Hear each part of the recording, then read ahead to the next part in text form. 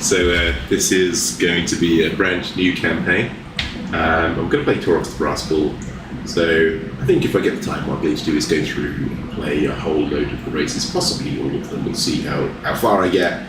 But I realise that I play a lot of Warhammer 3, not huge amounts compared to some people, but play enough of it. It's one of my favourite games. But I tend to be a bit of a stickler for playing only the same factions over and over again. So we're going to fix that. I have never really played the Beastmen. I've dabbled in them a tiny bit. But basically, I think I played about 4 or 5 turns. So Taurox the Brass Bull seems interesting, right?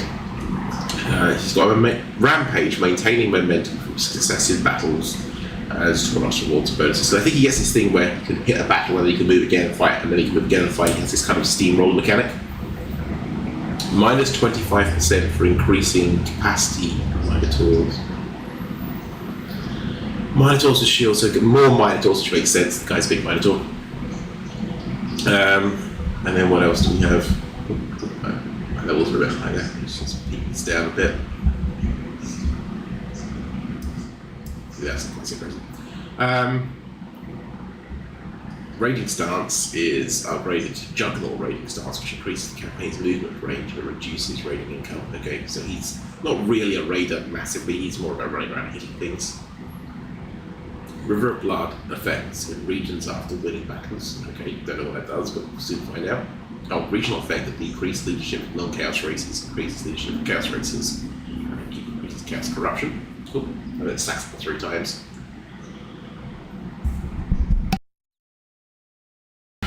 And then weapon strength plus 10 for Minotaur units. So it's all about getting lots of Minotaurs and hitting things really hard, it seems. So he's got an ability called Blood Beast. What's that do?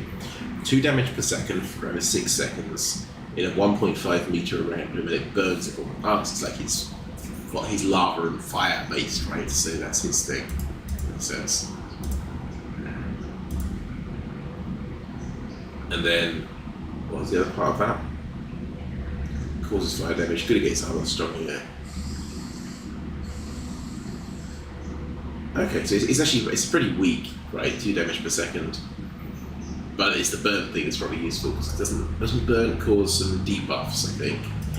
And then I think his roster is fairly standard. It's quite a small roster for Beastmen, and that's the first thing I'd say. Like you compare it to like something like the Empire, who have this vast roster that's basically also have to open the window because it's a hot day in here. It's in the 30s, let's say. Which for us is hot. What is it? Yeah, it's 29.6 at the moment, which is hot enough to need a window open. So open the window. Let's move the desk fan. Pointing in this direction. Cool. Yeah, so quite a small roster. So we'll have to figure those out as we go. So it's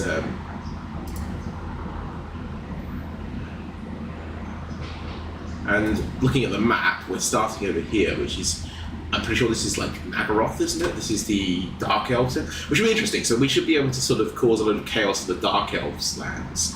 I don't know what our campaign victory is, so maybe we can come across the sea and give the Empire hell, or maybe not. We can take out Ulthuan.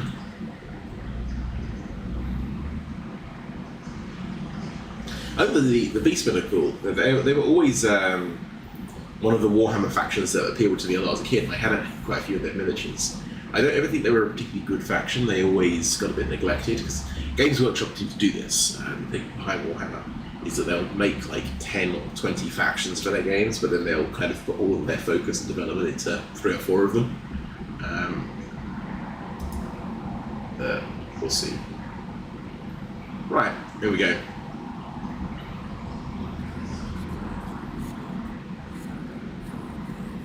Taurox, dominate the world for the Dark Masters. Okay. Win battles with Taurox to leave sackable rivers of blood. Yep, that's fine. Send Taurox into multiple successive battles to complete rampages to provide unique rewards. Raise herd stones to establish blood grounds where you can gather marks of ruination that multiply the strength of your hordes. Fight and raid to maintain the bestial rage of your foes, allowing the expansion of horde encampments. Earn dread throughout your campaign to spend on upgrades of hordes and characters. Use the beast path stance to avoid obstacles or campaign maps. Okay. So beast paths can be similar to like underways, right? Which is the dwarf mechanic.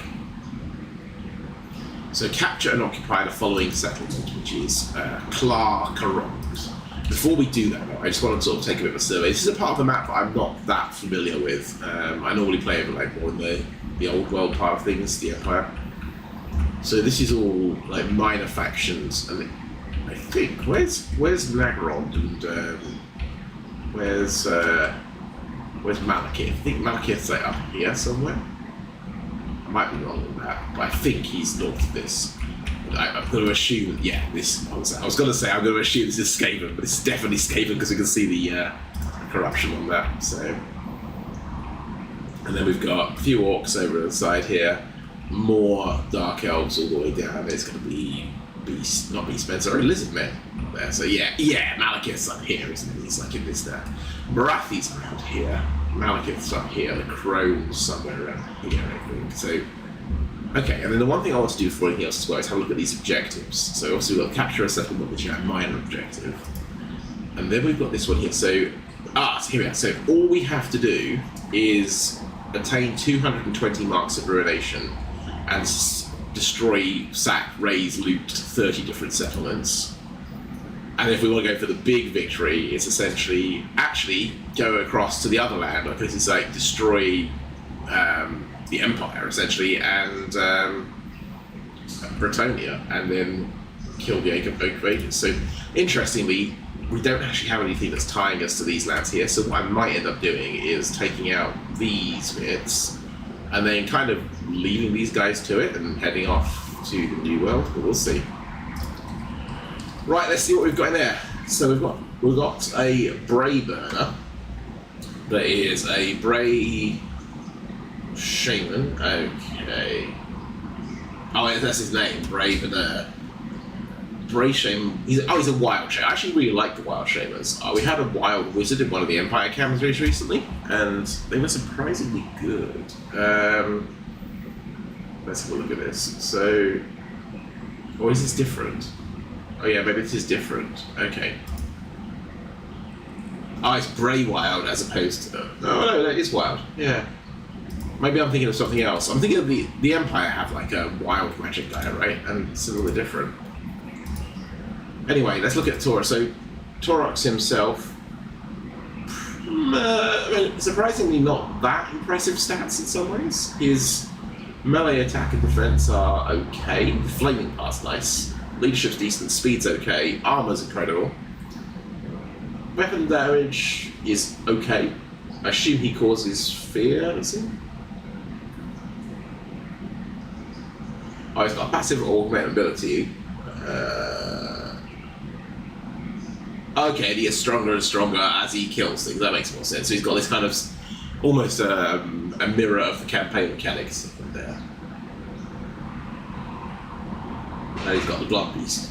There you go. And he causes fear, doesn't cause terror, which is slightly surprising. We've got 3 lots of Minotaurs, which are one's shielded and the other 2 not. The only big difference there is a tiny bit of charge gets lost in return for a lot more armor and a lot of melee defense, but they also do lose the armor piercing. Oh no, not the armor piercing, sorry. Is it the anti-infantry? Yeah, they lose the anti-infantry, which is 18, so not massive, but substantial enough. We've got these Chaos Warhounds, which are going to be great for running down people that are running. A couple of basic archers, very low leadership, so we've got to be very careful with these guys. That's what goes. Okay, we've got a sense of who we are at least. So let's take Carcarond and see how this goes. Okay, and our first battle is one that... So this is going to be interesting, right? Because siege battles, Minotaurs can't actually go over the walls. So one of the things I hate about siege battles in this game is that it's not always...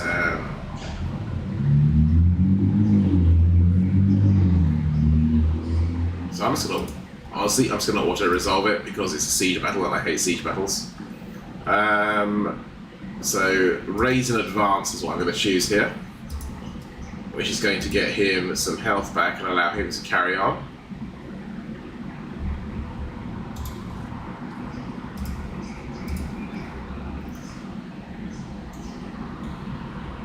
The extra movement range seems like really sensible for him, just because everything about him is about getting places fast and just doing sort of a massive hit and run.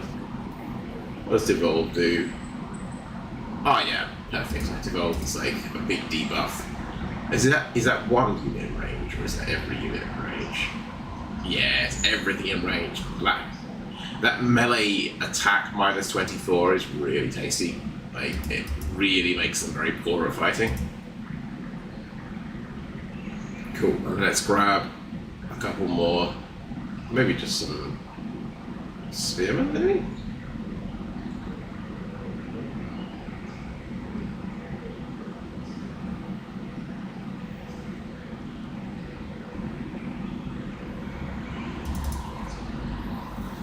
Okay, so is there no upkeep for these guys then? Right, so we have no income and no upkeep. Momentum dictates how long a rampage is there. As long as momentum stays above 0, battle victories will continue to accumulate rampage marks, but if all momentum is lost, rampage must start. Momentum decreases every turn, but also when Taurox's battles retreats or when it's...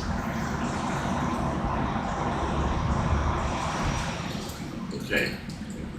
Is this the momentum thing up here, I think it is? Yeah, marks of... Oh, this is the marks of ruination thing. Okay. Right, okay, so as we get more marks of ruination, we get access to better troops and tastier things. That makes sense. And then this is the... Okay. Dread gained. What is Dread? Dread is a currency used to invoke the Dark Gods to strengthen your tribe via the rewards of Dread power. Rewards of Dread. Ah, okay, and this is also a way of like buying cool stuff. So you can increase your unit counts, buy lords and heroes, upgrade stuff, and get cool items. Cool. Okay. So I think we're getting a hang of this now.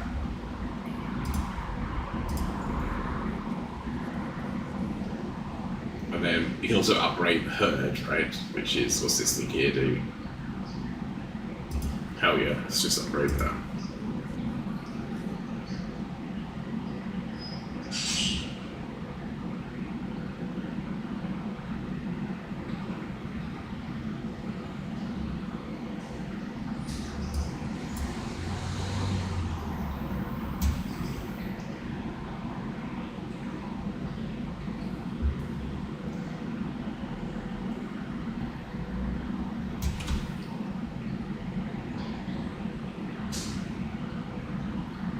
So one of the things I really love about this game is just how asymmetrical the factions are.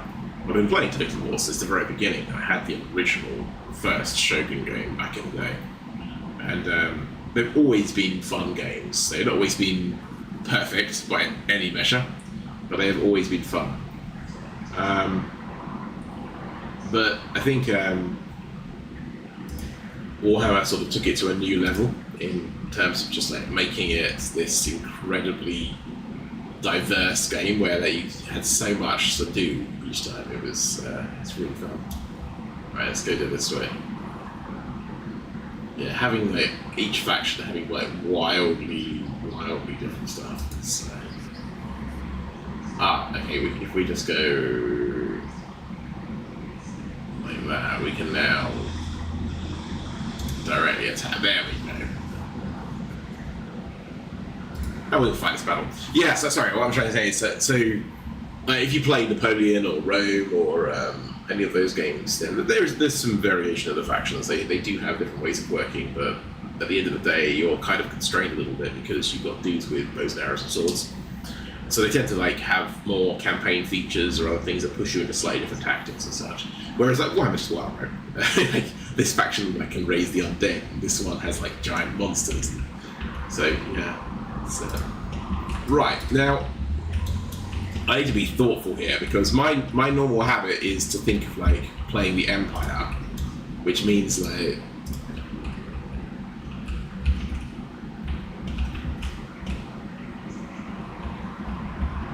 lining up in a neat line like Napoleon. And I'm thinking that's not the way to do the Beastmen. So I'm gonna stick like these are gonna be raiders, right? Let's see if they'll play as raiders. So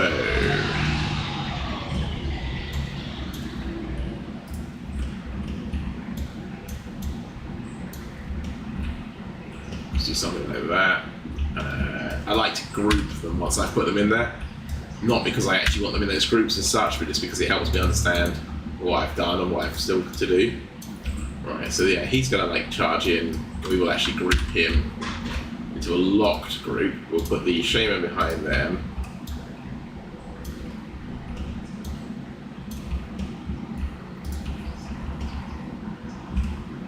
We'll run the war dogs through here and hit them from behind on that one. We'll do the same over here.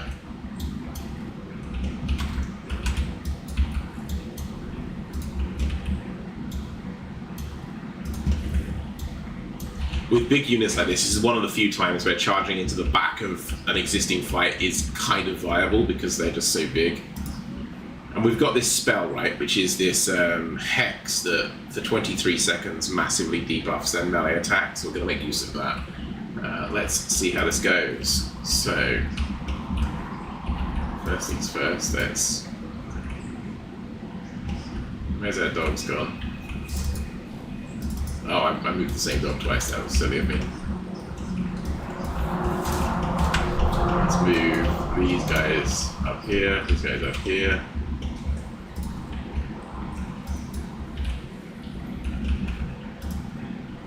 Because they have quite low armor, so I'm just concerned if we go in without any distraction, we're just going to get ourselves whipped.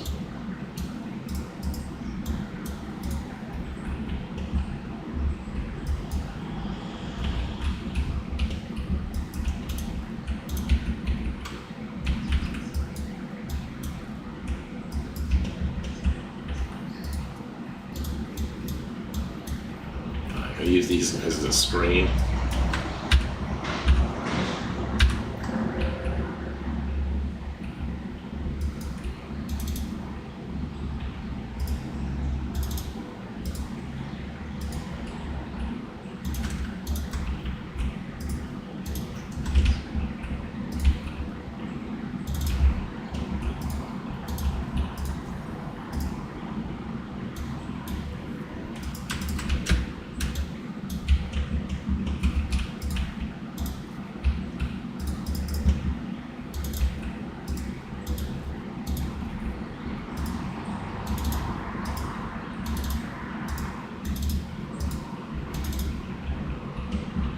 Oh, we're causing tons of damage to them.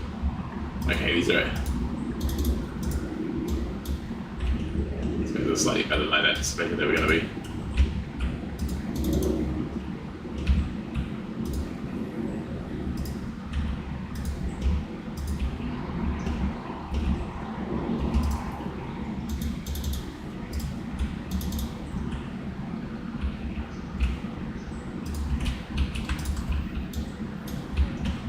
Bring these guys forward. Over here we're doing fine. Let's just... Right. Okay, it's a specific group, so I'm going to debuff these ones because they've got the spears. So I want to minimize the mischief they're going to cause me. I'm going to run these guys around. I'm going to hit these in the back. Where's this one gone? Let's use his flamey spell. Might as well give that a go. It's not going to cause a lot of damage, but it will knock everyone back.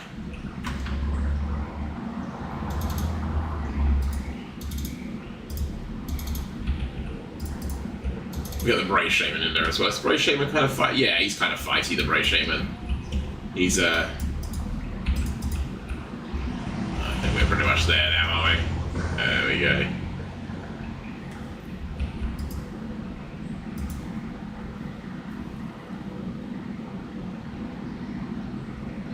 Cool.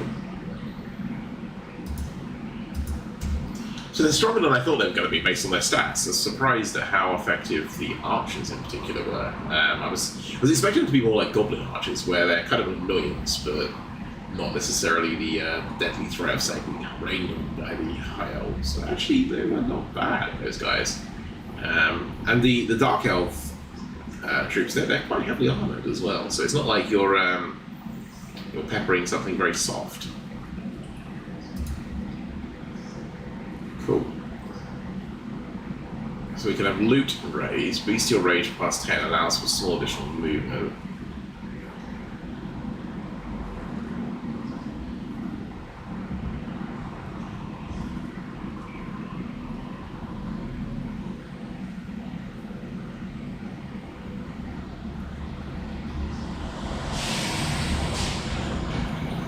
So maybe we turn this into this herd stone, see what happens then.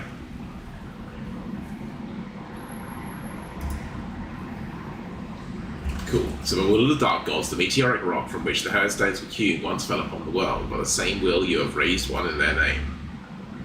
Okay. So I think now we have like a little challenge to work in this area. Okay. So let's do +5 melee attack, +6 melee attack. So that's going to boost us up. If we now look at that, we are now at 64, which is much nicer. So we've got some Armour of Fortune, which is ward saves, extra armour, some physical resistance, and a potion of healing on us as well, which is going to make us a bit more of a tank.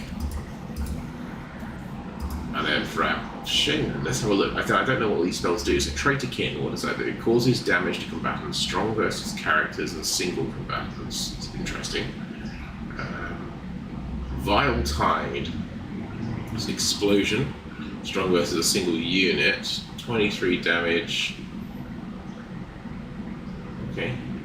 And then Bray Scream. Short, wide, expanding tier, strong versus multiple units, good against armor. Okay. And then finally was Bestial Surge. Charge bonus, vigor per second.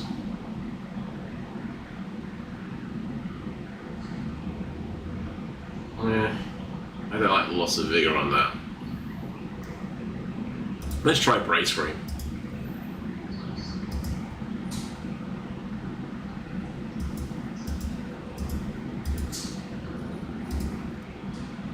And then we can choose a dedication. Is this to different gods? Winds of Malady. What are the other options? Sorry, that's a bit stranger. So we've got the Rucking Pits. So the cloven ones, drunken brawling, shouting and rucking, are all simply an effort to satisfy their constant cravings for battle. So that's more ammunition for Beastmen. Reload time increases for enemy towers, so it helps us if we're sieging. Missile damage. Oh, I lost the one.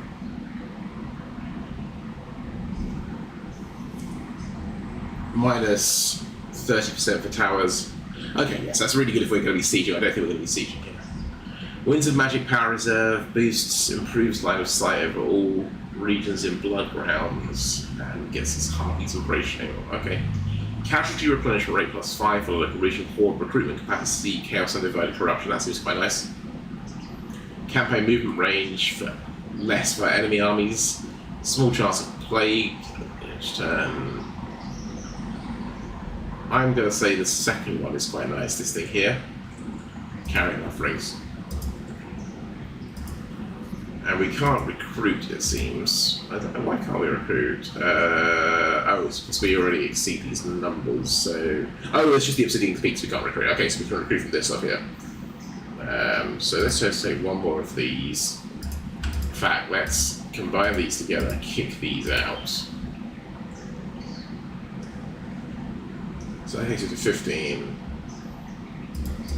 2 more of these archers, because they're actually really effective. And then one more of those guys. Allow this. It's up to a clean 18, isn't it? And then to get heroes, we have to get the Blood Browns thing, right? Oh, we've got Challenges of the Dark Gods as well. She says, okay, so Challenges of the Dark Gods is just that tech tree, right? Okay, and we can only choose some of them, which is Plighted with no ones. The throbbing flower of the Hearthstone invigorates the lowly emperor's thirst to take vengeance upon the world's spawn.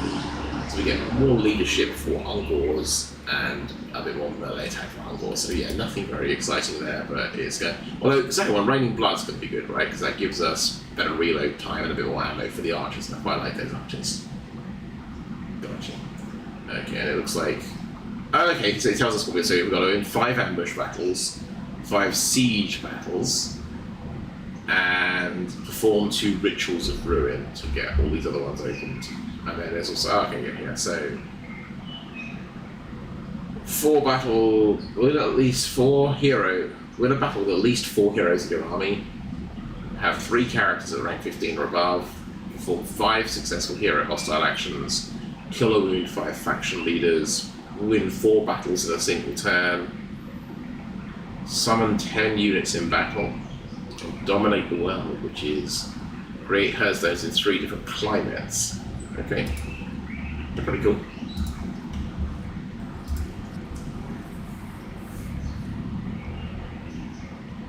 So far, I'm actually liking this. It's quite an interesting faction.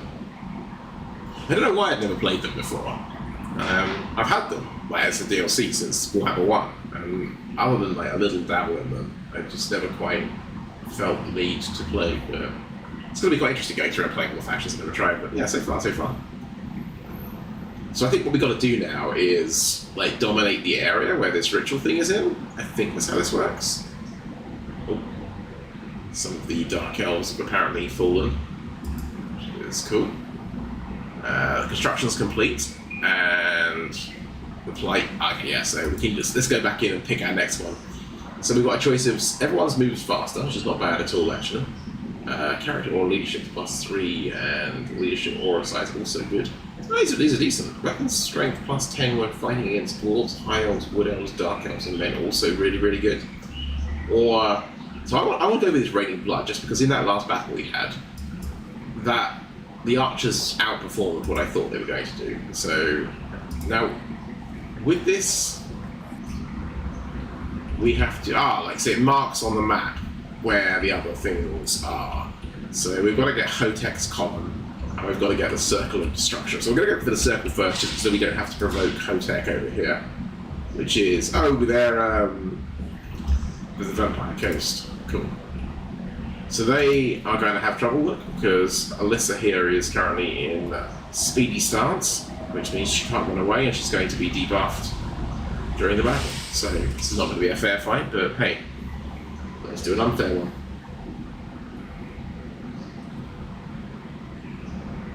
Oh, we've got an ambush as well. This is interesting. So it looks like we've got like an ambush mechanic similar to Skaven, where we don't have to specifically try an ambush, we just have a chance of ambushing at all times. I'm not going to channel on that. Channeling the magic in this is always a bit sketchy at best of times, so I tend to not bother channeling unless the magic is very low or I'm truly desperate. So let's put them like here because they can be on these like ledges, and we'll do the same thing over this side. We're gonna like hopefully. The only downside to this is it's never clear like where the pathfinding will go to, because what I want to do is like run them up to the edge of this ledge, rain arrows down from there. So we're gonna see if the pathfinding's on my side today. We might end up finding that it's like, nope, you can't. There's like a safety barrier that you can't go past, and we're gonna be doomed. But we'll try. We'll stick some of our walls down here, man. Walks up now. And let's run some of our basic guys down here. We'll group those so we can just command them all at once.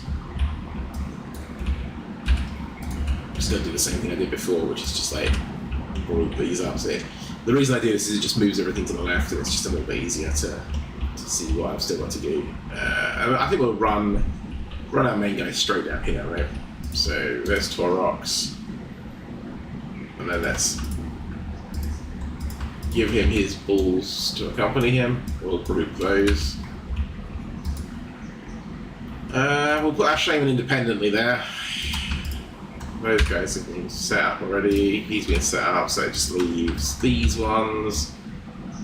And let's maybe from here actually. Let's do those two from there. That'll do.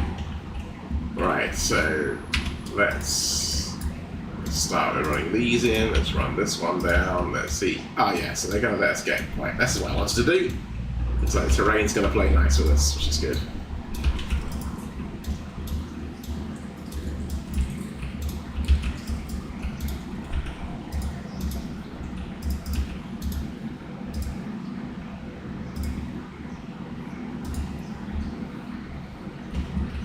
Immediately do that. Let's get a shaman down that way.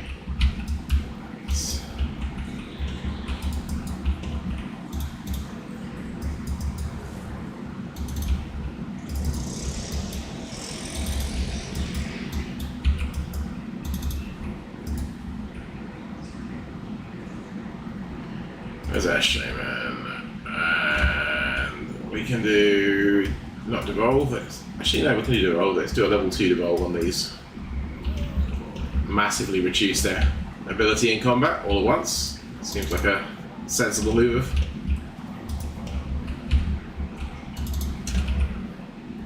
Perfect, look at that. I mean, not that there was ever any doubt, but and then we'll run these guys down because it is an open field battle. So in open field battles, if you don't run them down, they will survive for another day, which is not what we want.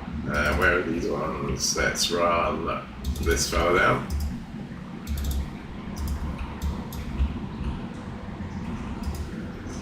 I can speed things up as that goes. Just make sure none of them survive.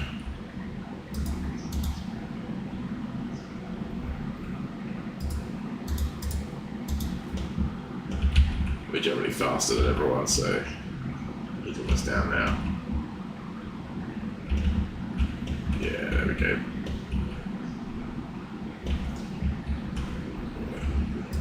Okay, we can open there. That should be effectively everyone. We might have 1 or 2 survivors, but yeah, they had like 10 people that survived it, which is like 10 Corsairs.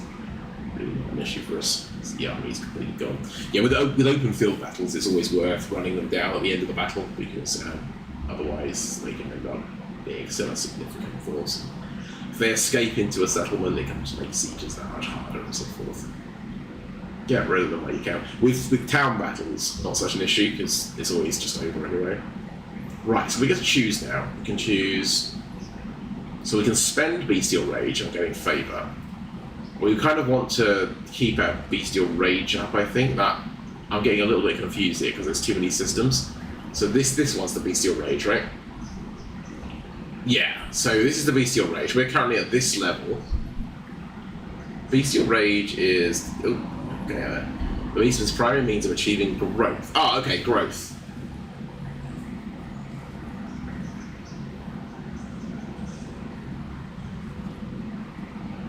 Right, okay, so we want to increase Bestial Rage, really. So let's do the second option, which is Devout Captives. We're not going to directly increase it, but we're not going to stop it. I'm still not able to move as far as I thought I was going to. I had the impression that I was going to be able to like run around a lot more like a loony here, but it seems like not quite so much as I'd expected, but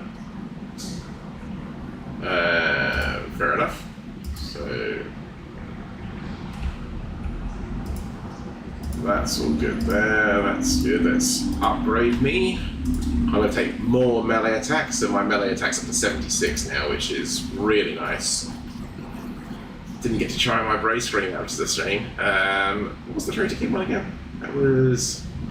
Oh, that's the damage against individuals. Let's do that, actually, because it's quite nice to have targeted damage sometimes on the individual units. If we end up fighting someone like Malekith, that might be very useful. And then... How are we doing? So we've got enough, we could spend some of these on rewards of dread, or we need heroes need 1200. Upgrade to like 1,000 or so each. Yeah, so these are really expensive. Oh no, these are gold, right? These cost. Okay. So these are. Oh yeah, so these are ancillaries, right? So we could raise the unit caps if we wanted to. And I assume this is going to go up each time as well, so it's going to become exponentially more expensive to get very high numbers. We probably don't need that at the moment. let's hold off and see if we can spend our money on something fancy. What I'd really like to do is get a second character if we can. So we've got the ability to start moving around, backing each other up, and just generally causing chaos that way.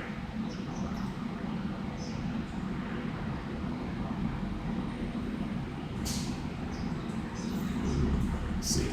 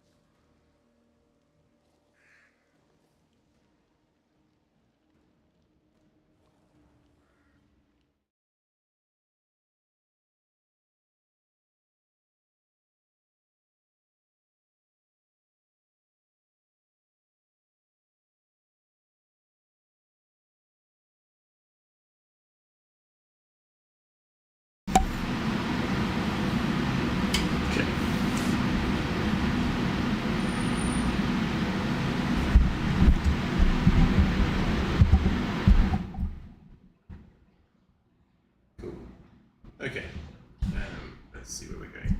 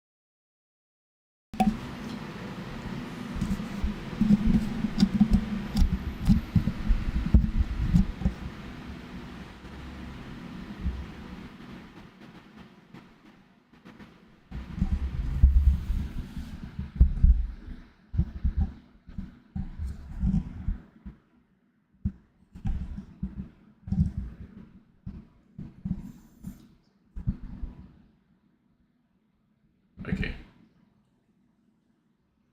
think that should be good now. Let's try this. Sorry, I just noticed there's a lot of noise coming through the mic. I think that should now be better. Cool.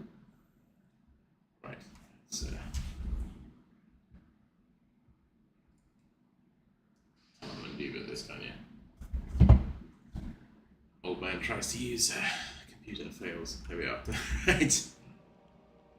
I think that's better now. And then let's just push this up just a little bit. There we are. So we should have a bit more game sound. Cool. Okay. I'll figure out how to balance this at some point. Until then, yeah. Right. So what we're going to do is push up to the circle of destruction. We're going to go into a raiding stance, I guess.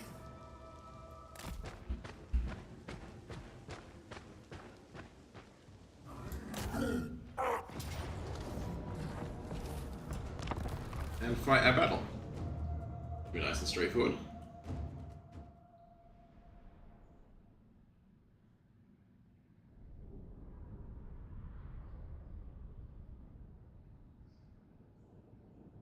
I've got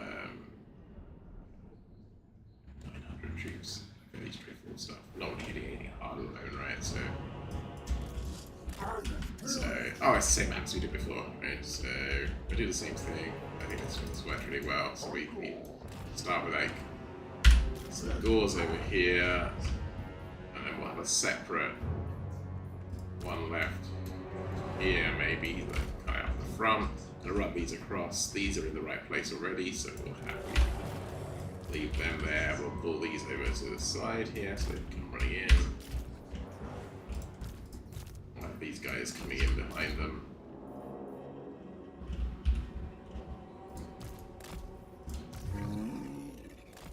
Taurox and his bulls.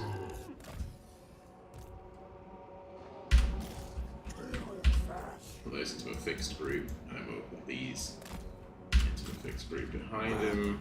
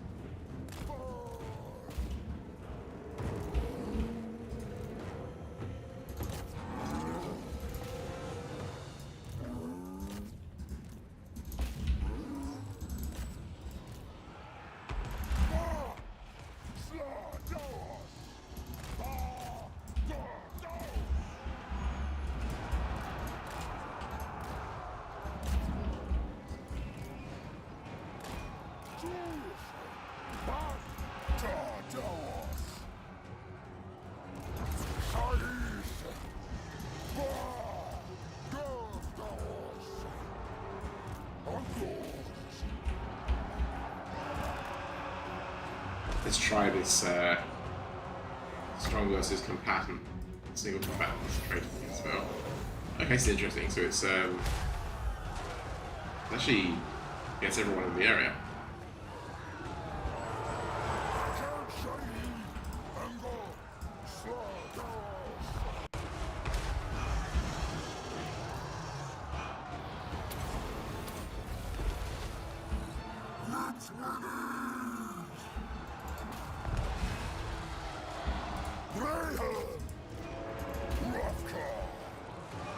Absolute chaos. In fairness, absolute chaos is probably an appropriate filming for these guys. Let's do a Bray Scream on these.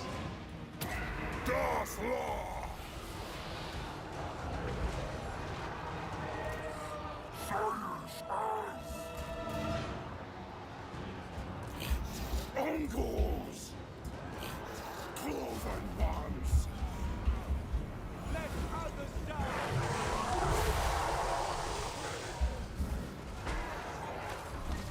He's very brass. Cool. Okay. So I think we can pull that win, right? Nice.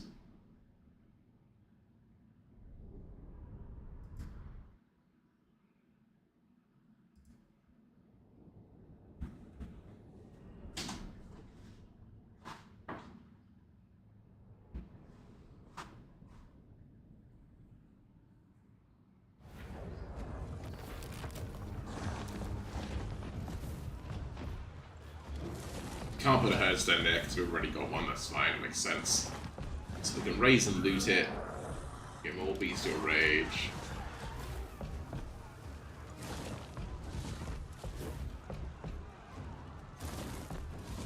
I think we'll take the big money.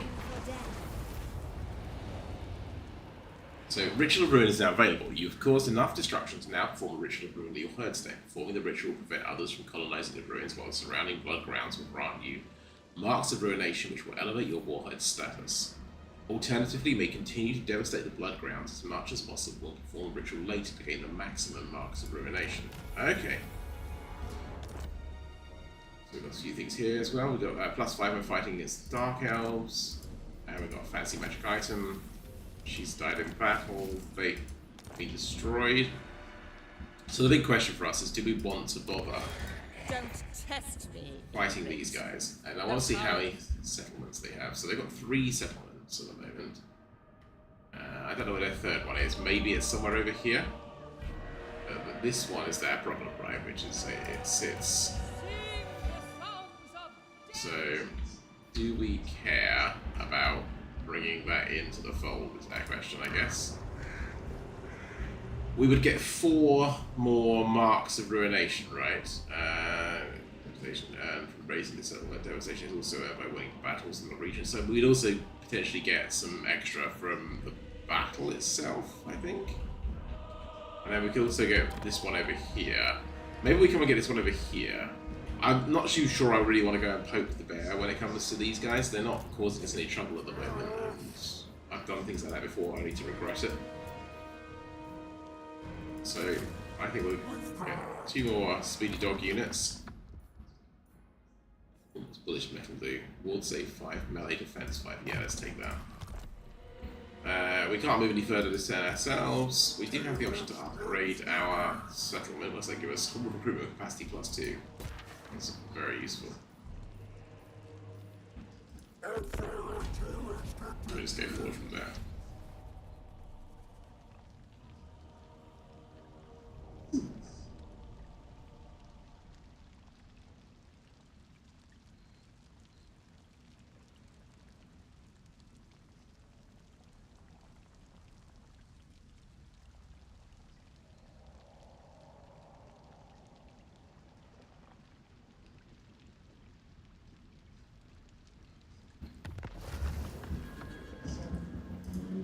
King of the Trookie. Right, so we've got Nagarond here as well now, we just need to be conscious of. Fashion back.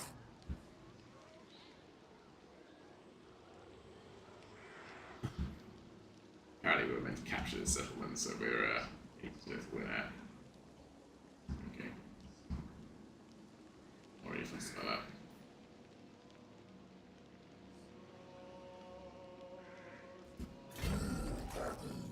We don't have any forced march, which is interesting.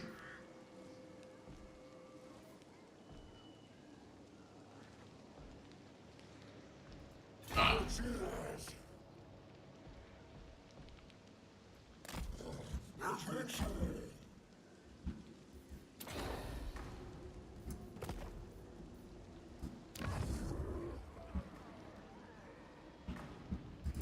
My heart is filled with hate for you. Probably just a single. They've only got 2, yeah, so we definitely take that out. And we can think about maybe sailing across the seas.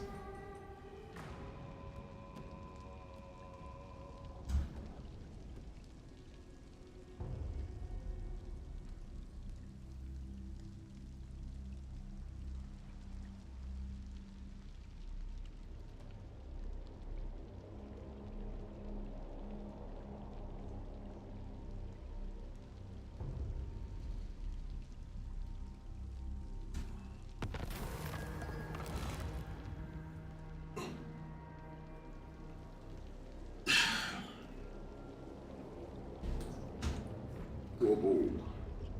Yeah, we've got a Gorball or we've got an operation. We've got a Gorball because we've already got operation, right?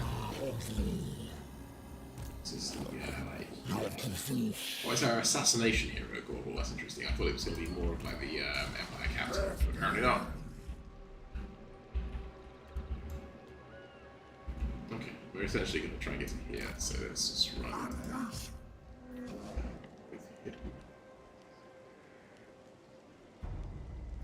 Run the Gorball ahead, just to get a view on the world. Also got another upgrade for the Brave Shaman. We'll take the Vile Tide as well. I just want to test out all these spells and see what it works.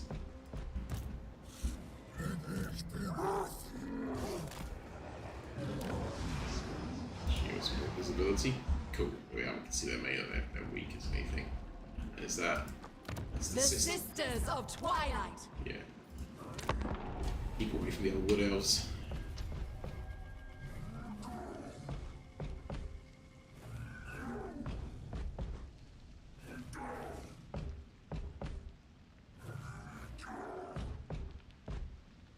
One of the things that's interesting here is because of the horde mechanic. It makes the game different, right? That you don't have to really protect your base like you do with most factions. be interesting to see how that goes in the mid game, because that's often one of the hardest parts. Like the early game's easy, and then you get to the late game, and your territory becomes so big, but you still only have a certain number of armies, and so having to logistically be in the right place at the right time to not just get bodied is one of the bigger challenges. Presumably that's not a thing at all for these guys, because if these got aggressive, we could just sail away. So I want to lose one of these, don't I? So let's do... Which one's worse out of these? These are worse. So let's kick you out of the army, my friend. Crazy guy in. Fair war. I'm going to auto-resolve this because I can't be bothered to keep going through the same experience over and over again.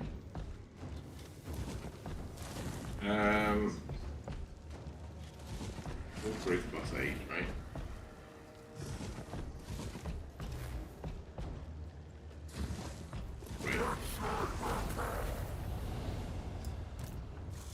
Fashion up.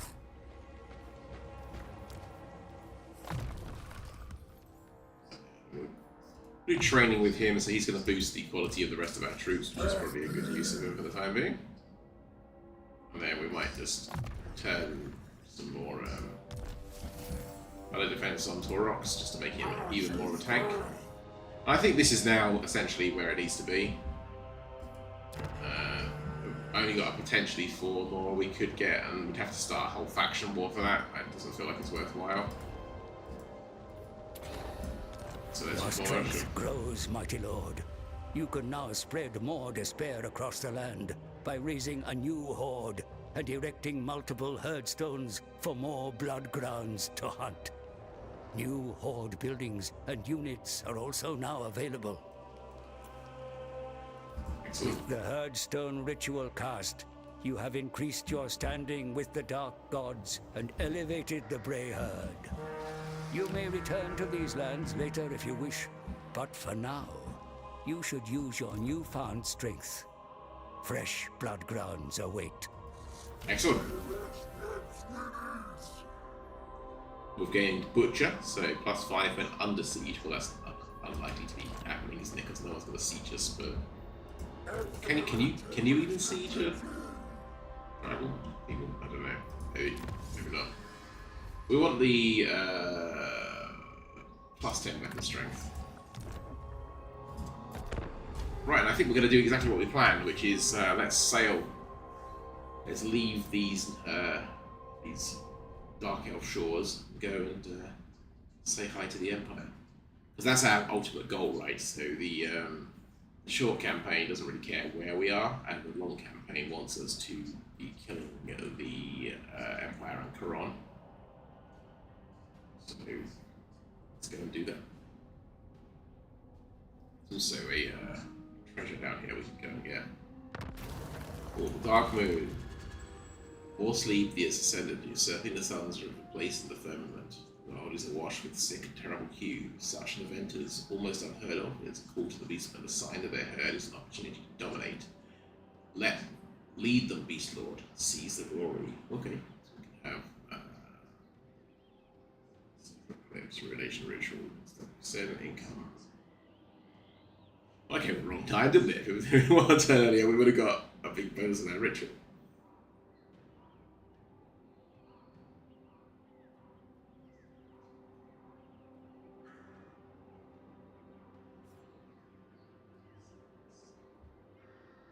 Okay, it's the same ritual. So, income from raiding, horde growth, melee attack, strength.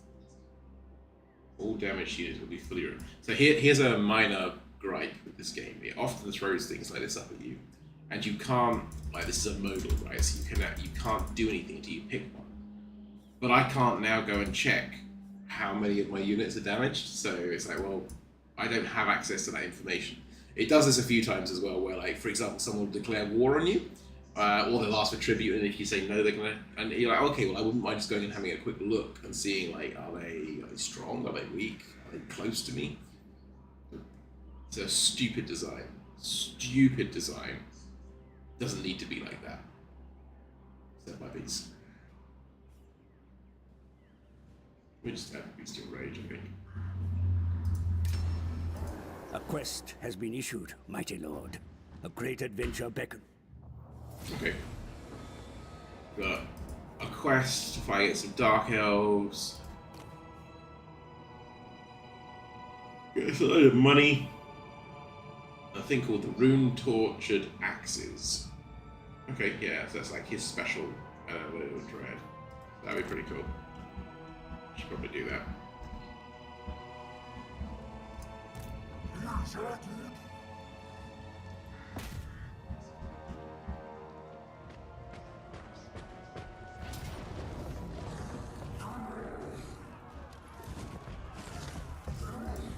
We will siege a few turns here because I don't want to throw everyone away on the amble of rushing.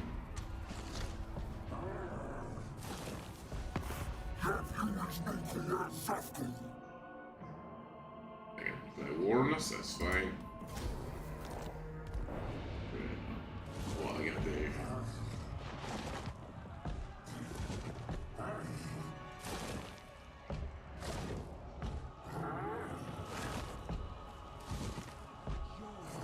Although the sisters are giving me some concern here.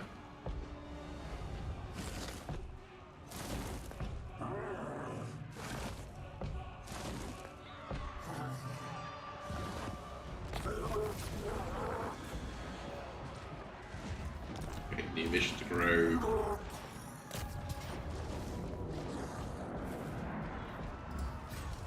Okay, we'll do one more turn of pushing.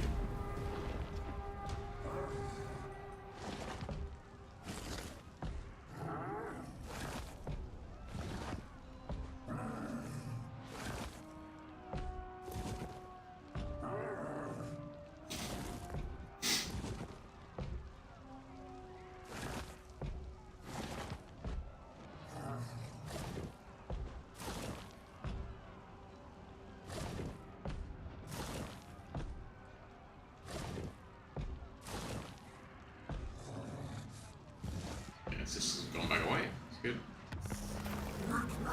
The ruinous powers look down upon with eye, our lord. Perhaps we were not diligent enough for the sake. Perhaps we were not care. If you do sacrifice the warrior should appease the dark side. Okay. So we can reduce our horde growth, or we can spare the warriors and take money. I don't care about the corruption. Give me the money. Now we can finish this.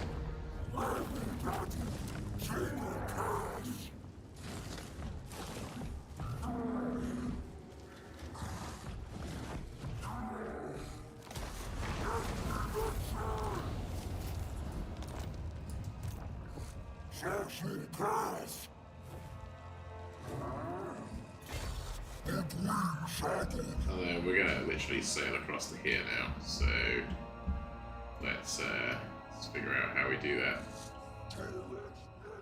Let's go down there. Can't we just like sail off here or something? No, apparently not. Apparently that is not a thing. We have to like go and sail off the end of the Black Sea here, or come back up to our lands and sail off here. Can't just go off the coast. Okay. So be it. In which case, Yeah, my Beowulf's day smell. that's really scary. Nah, we might as well carry on now.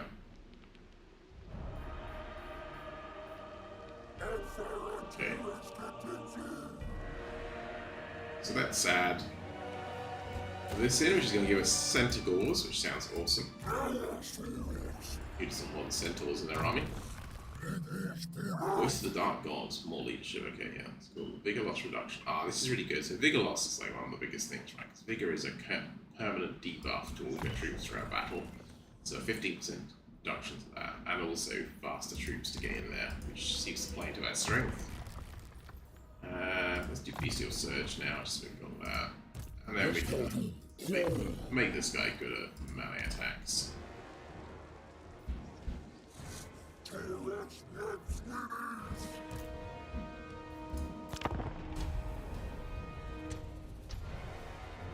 So we'll come down here, we'll smash Bleak Hold.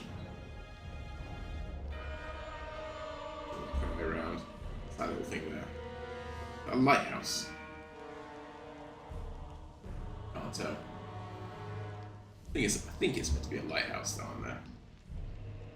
Let's see.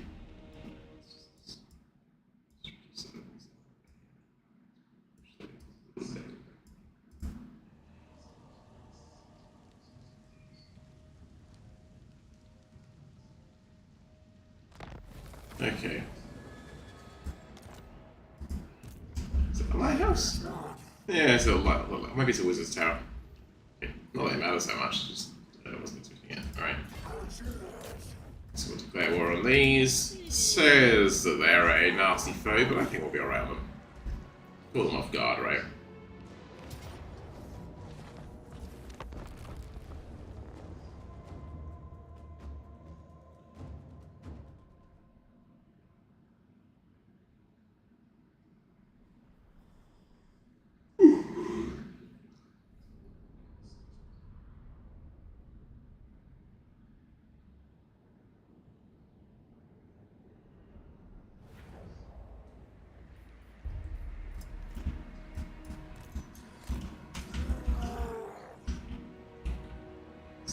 Again, isn't it? It's just they're just further back. Okay. So let's think about this. The annoyance here is that Taurox himself can't vanguard.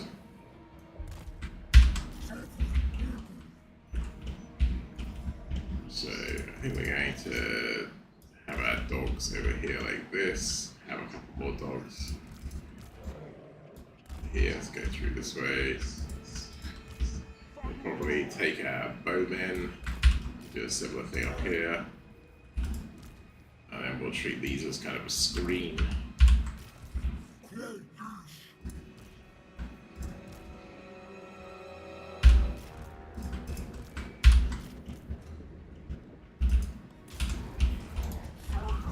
Bring those up first, bring those into there.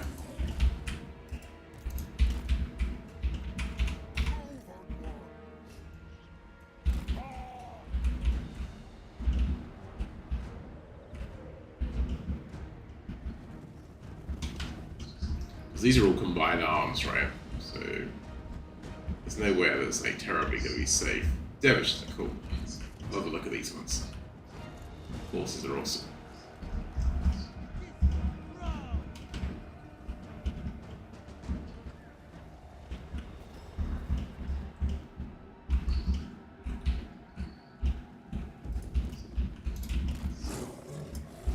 So far, I'm enjoying this more than I thought I was going to.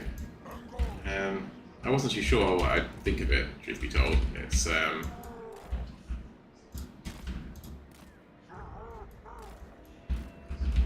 try not to get those guys in the forests because they're large, right? So that's not going to go well for us. Or maybe actually these guys could go in the forest, so yeah, and then they can come up here. Right, let's just cause chaos with these ones.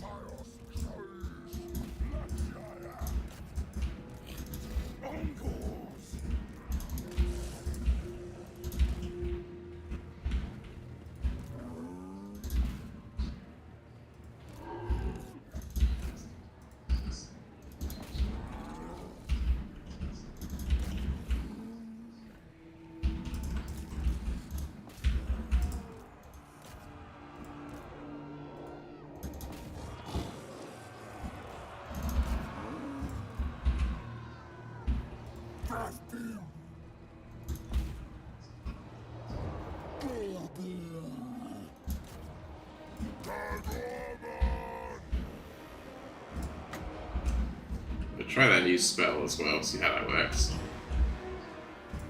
Yeah.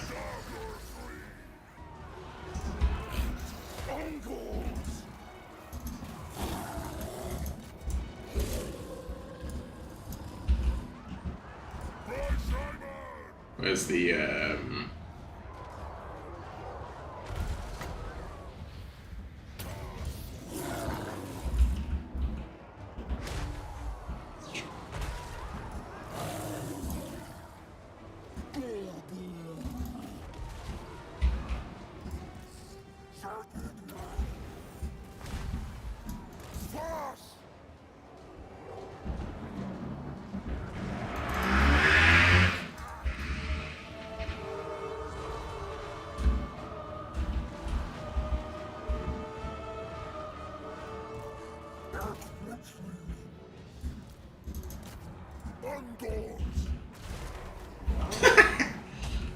okay, yeah.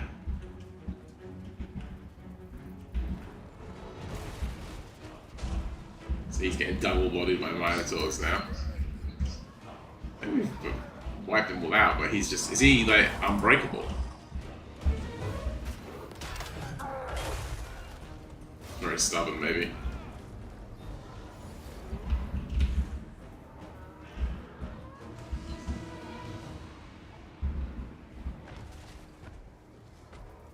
The barrel roll from Taurox is hilarious. That one.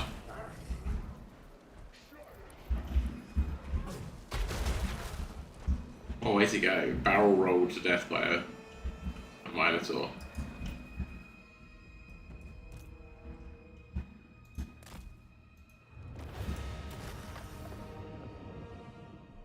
Cool. So, that went well, as expected. I mean, we're massively overnumbered right at the moment there anyway. But guys are doing good. The archers didn't do much this time, but then it's because there wasn't really much fun to fire at. Minotaurs did crazy. Dogs did really good. The Ungors did really well first as well, like 35, 38 kills, which for a very low level unit like that is solid offense.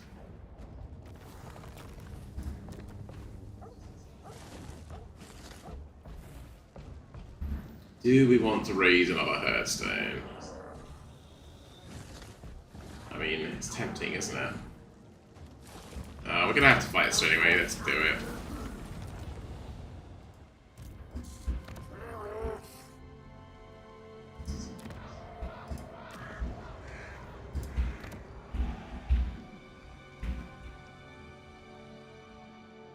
Ancient City of Quintex is gonna be an interesting one.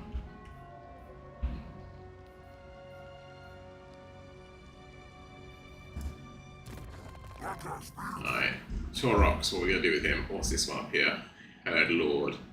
Melee defense +5 for Minotaur. That actually seems pretty good for us, but maybe we just hold off on that for a minute and just keep Taurox going, because I want to make him an absolute tank. I'm going to choose evasion there, mainly because it gets us to the higher end spells. And then we're going to keep going for the training on this guy, but he's got 2 points to go in, so the second one, maybe we'll just give him a bit more Deadly Blade. We're going to go like, all out again. Let's just check to see what we've got. So we have got a couple of magic items that need to keep. So the Jagged Dagger, armor piercing weapon damage plus 30 passive ability. Jagged Dagger, what does that do?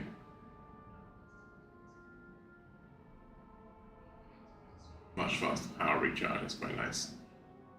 Or Scepter of Stability, which is spell resistance. I think we'll go with the Jagged Dagger for the time being here.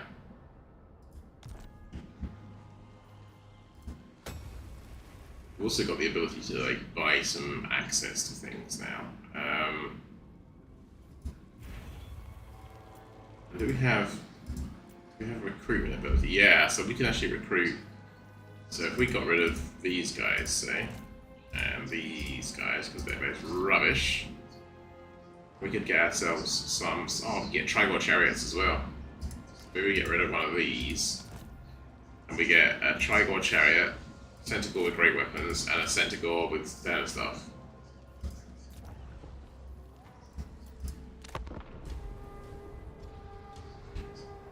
I've not really ever got the hang of chariots. So chariots seem to be one of those things in this where they're incredibly powerful if you know what you're doing with them. They can be absolute monsters. You have to be careful because if they get caught, they're a nightmare, and they require a huge amount of micro to do well, which is the hard part. More than I think almost any other unit in the game. Maybe comparable with cavalry. It's the thing I always found with Bretonnian. I'm going to play a Bretonnian campaign and it's going to be miserable, I warn you. I'm going to do terrible at it because it's just micro city, right? You've got so many different knights moving around and they all have to be cycle charged. Okay, so to make sure we know what's going on here, let's have a look. So we've got Hag Hall already, so we need Ice Rock and we need this one here. Now this one, they've now got an angry group of people over here, so maybe we take a Skaven out first, or maybe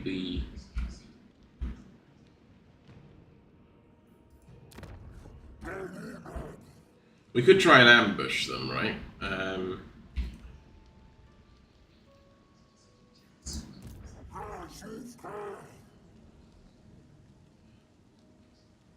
Does that actually make us hidden, is the question. So like normal ambush stance makes you hidden. I don't think this one does. What have they got in this army? Spiders. Lots of Kislev warriors. Oh, these are shit, right? It's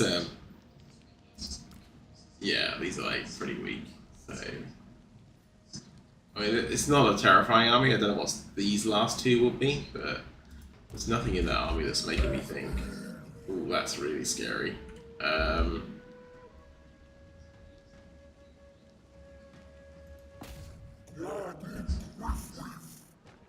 This last one, that's all of that. So let's try encircling, seeing if we get away with that. Plus 5% speed is what we're going to go for here. We're not going to upgrade that. I don't think there's any value in that right now. Okay. They're immediately going to sally forth. I think we're going to retreat.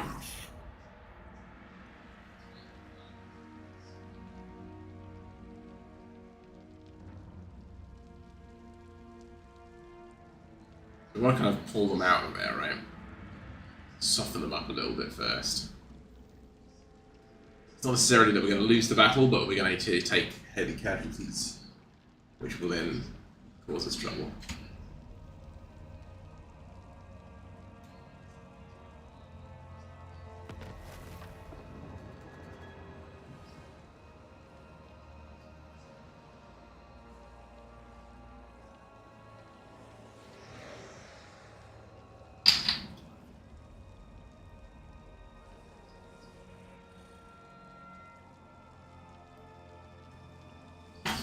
Right.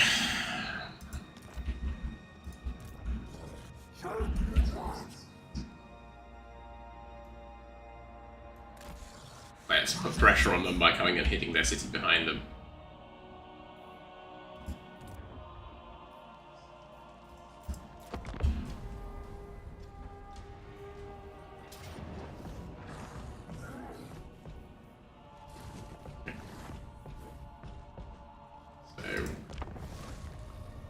The auto resolve says we're going to be defeated, but I think we can take this.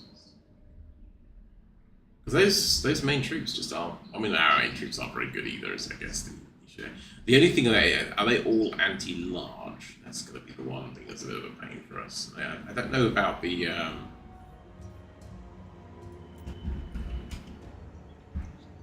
So let's have a look.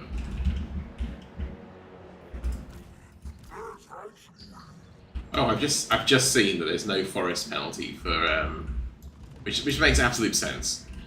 I've been playing this assuming that there was a forest penalty for them, because normally with large, if you have cavalry or anything of that sort, and you put the cavalry into the forest, you get a debuff for it. But it's actually not the case for these guys, so that's interesting.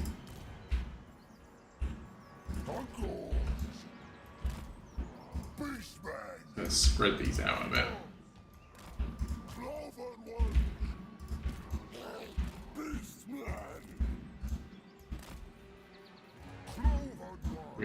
come to us.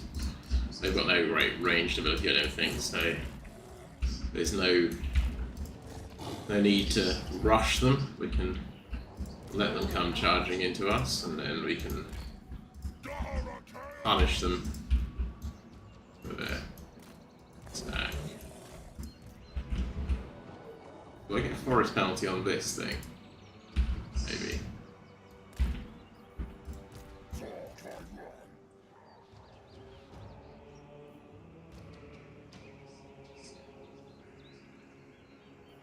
Yeah, it seems like these don't either, right? They got woodsmen, so assuming.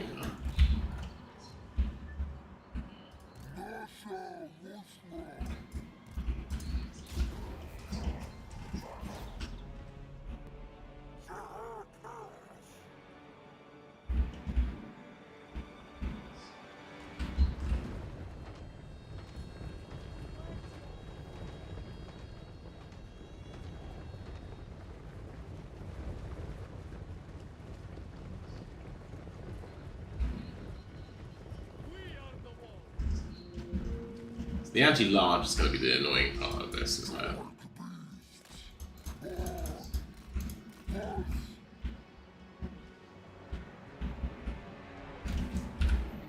Okay, we need to think about how we're going to deal with this boy. Which is, I think our answer is going to be Taurox. And these Minotaurs. And then some arrows.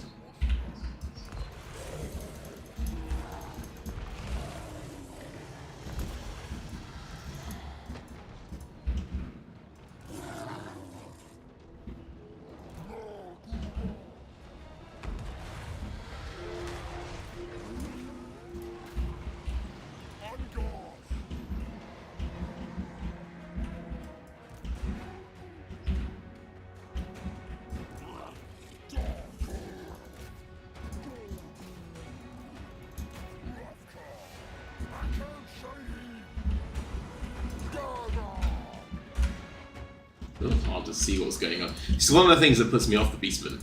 It sounds silly, but it's just like it's really hard to see what's going on if you're fighting in the trees all the time, and you have to kind of fight in the trees all the time to get the benefits out of it. So it can be a bit annoying. Right, yeah, here we go.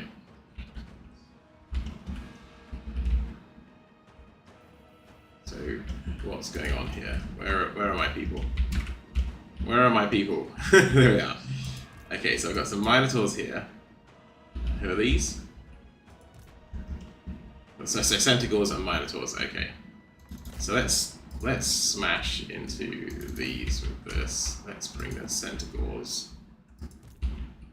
How's this going? Yeah, this is going fine. This is going fine. Where's the Breakhead Shaman? Bring you right across here.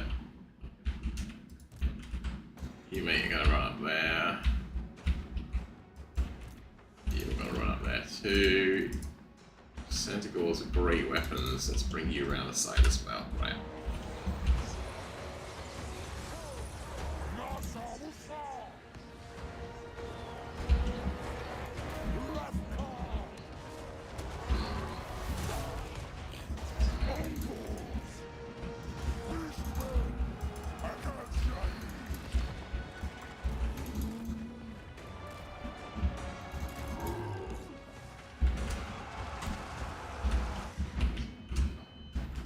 Yeah, so just seeing what's going on is my biggest issue here.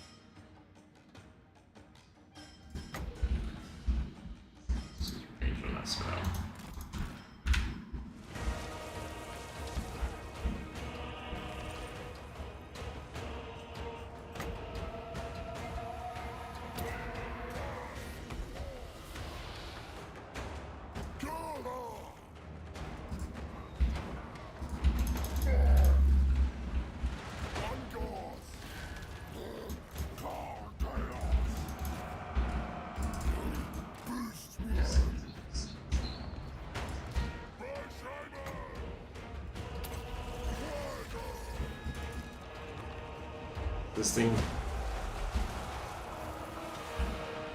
Yeah, this thing's still going.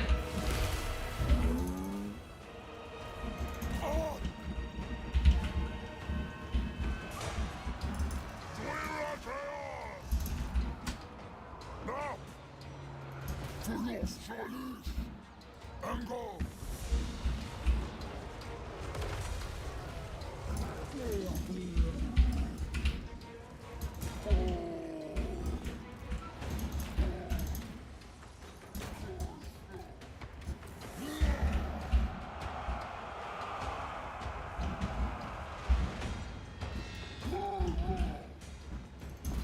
not fuss.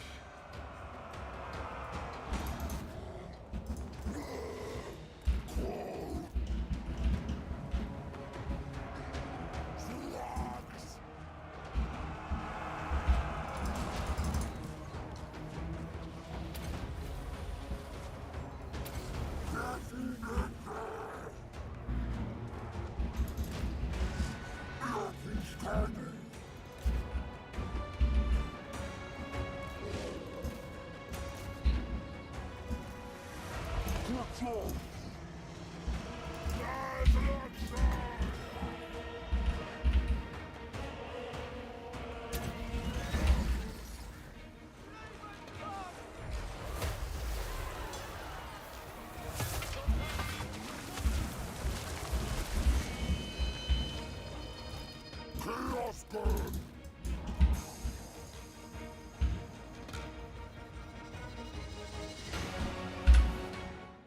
I'll lose my chariots. Nuts.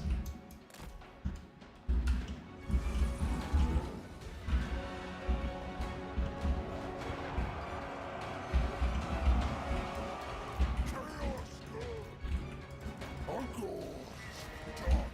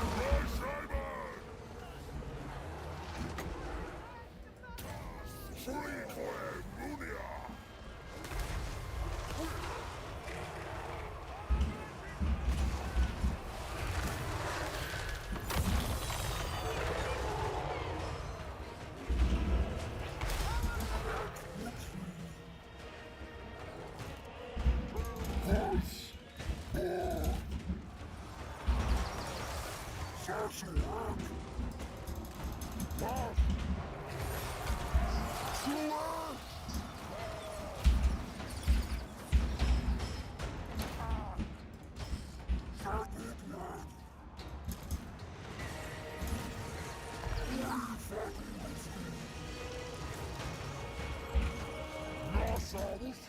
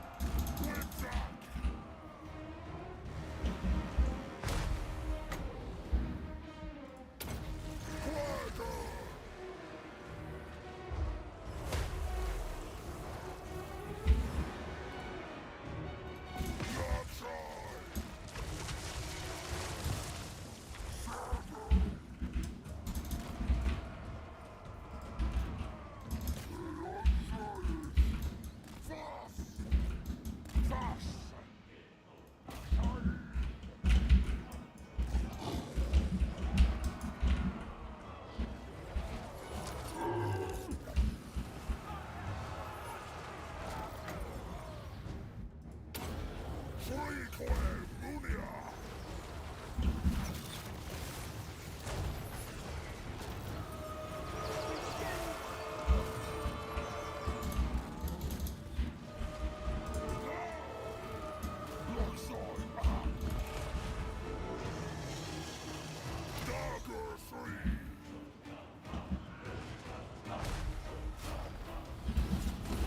Whew. That was hard. That was absolute carnage. Wow. We won. It was indeed a Pyrrhic victory, if ever there has been such a thing. There we are, what did we lose? We lost 988 of our 1,500 odd troops, but they lost 1,328 of their 1,500 troops. So, yeah.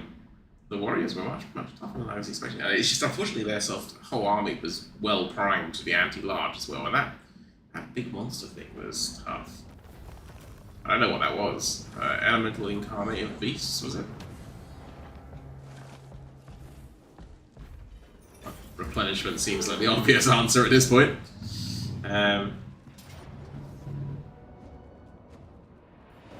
We'll just auto-resolve that. That's just a little one thing.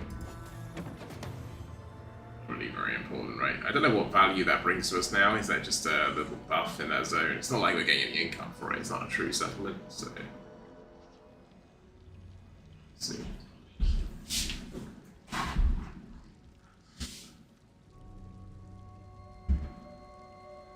Right. What?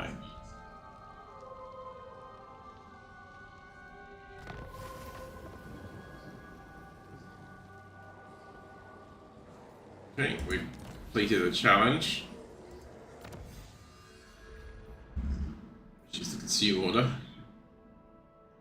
That's supposed to be a crazy little spells, right?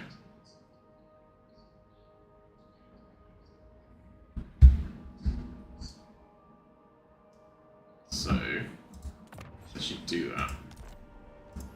It's going to give us cheaper spells and just takes you the crap. Let's get rid of that.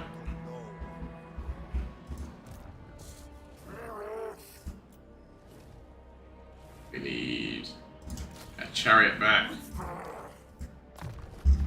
What do we have here? Savage Domination. What does that do? Summons a cycle. That seems pretty good.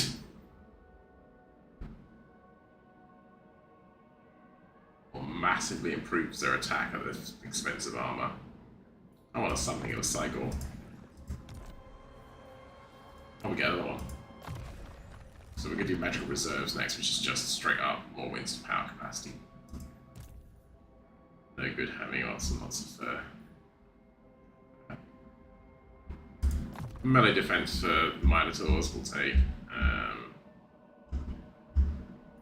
And then maybe this one here, which is the unit experience and aura, and then we can push it to buffing the Minotaurs up even more.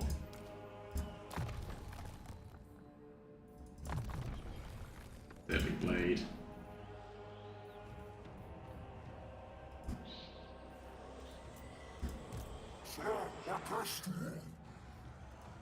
How many regiments of renown? Oh, we do. We can have some destroyers of the Drakwold. Poison attacks. Cool. Okay. Potentially upgrade here as well. What do we have to do to get Minotaurs? So it's this one here, right? So we've got to be a level 3 settlement, so let's do that. Let's go up to level 3, because then we can recruit Minotaurs, which makes it... Because the biggest danger we've got right now is that we end up not being able to recruit Minotaurs back if we get attacked and we lose them. That could seriously weaken us. Igor's just running around now, wondering what he's going to do with his life, thinking about his choices.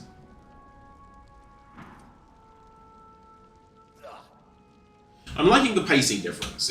Because you're not building settlements out, it feels like you can be kind of reckless in a fun way, where you have to be a bit more, even like playing the orcs, where you're still a settlement faction. You have to be a little bit more thoughtful and careful about not biting off too much and balancing out aggression with being able to sustain an economy.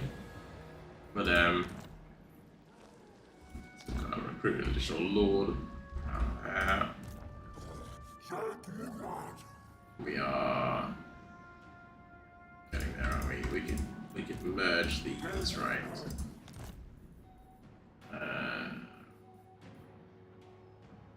Do the same here, right? Merge. We could merge, kick. And then we could take out this town.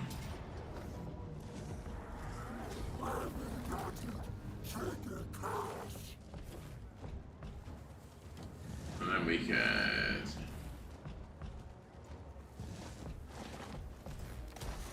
raise that.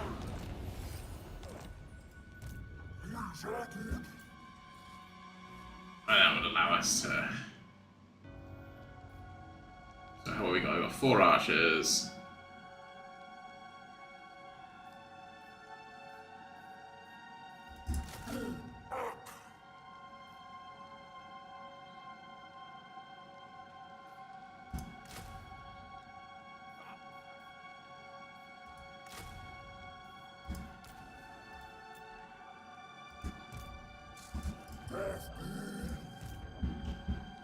Let's have a look at these rewards and bits, because we've got quite a lot of points here. We've got 1,000 now.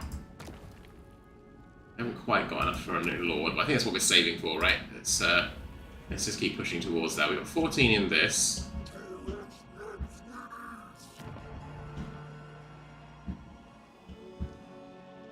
Hag Hall and Ice Rock are the 2 that we could do with. Oh, and the ancient city of Quintex, which is that means pissing off Marathi, which is interesting and dangerous thing to be doing. I don't think we want to spend any more money. That's Banquet of Flesh, plus 15 speed, plus 30 charge bonus. Yes, please.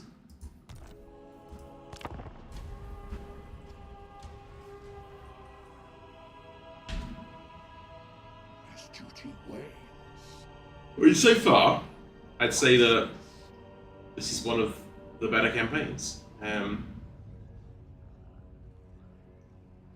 feel like out of my comfort zone on it, which is to be expected. But it's good.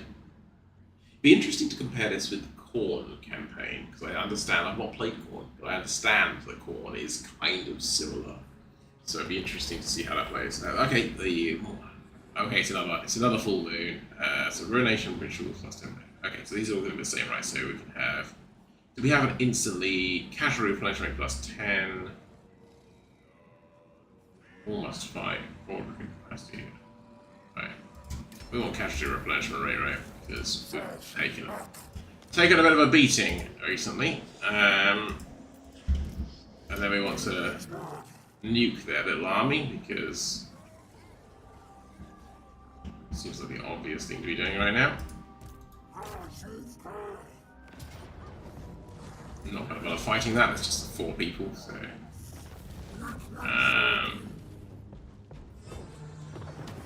We've got maximum rage already. So let's just get a replenishment.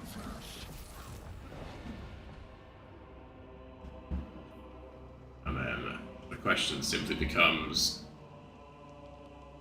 are we foolish enough to try and go and take the city of Quintex?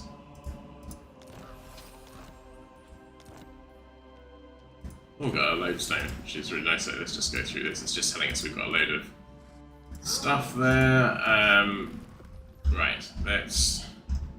So we're going to take Earthing here to make us able to overcharge our spells without killing ourselves, which is always a good move.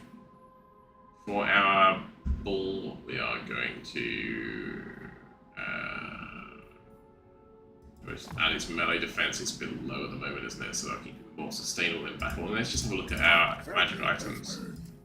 So I saw that, oh yeah, but it's already on there. So we've got a spell resistance, and we've got a 350 hit point barrier on him now as well.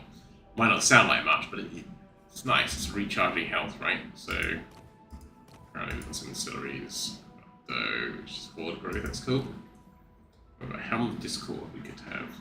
What have we got there? So that's 20 armor and then a hex that reduces all enemies in range to be weaker, or we've got the ward save. So I think we'll do the Helm of Discard. Oh no, not him actually. I want him. So he can have a Helm of Discord, which is I like having the ward save on the main guy. And then let's take the Regiment of Renown, the Destroyers of the Dark World. No, I don't want to do the ritual just yet. I'm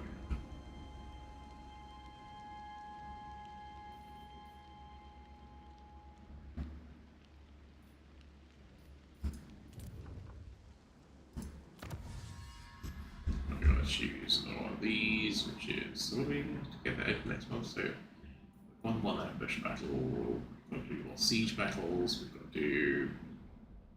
Oh, one more Ritual of Ruin, we'll get Days of Wrath. Okay, that's cool.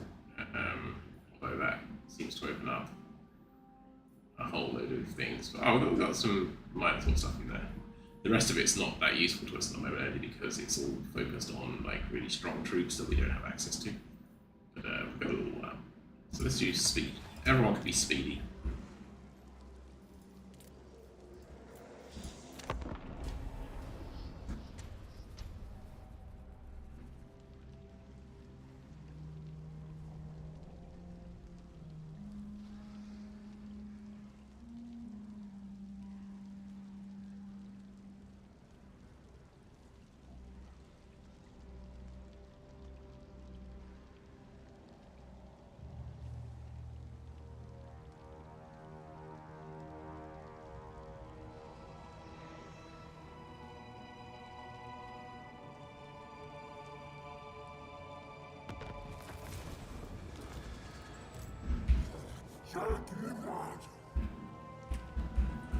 Now, if I use the Beast Path, is that...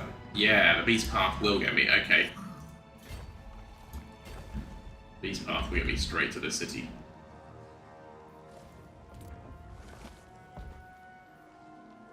Remind me here...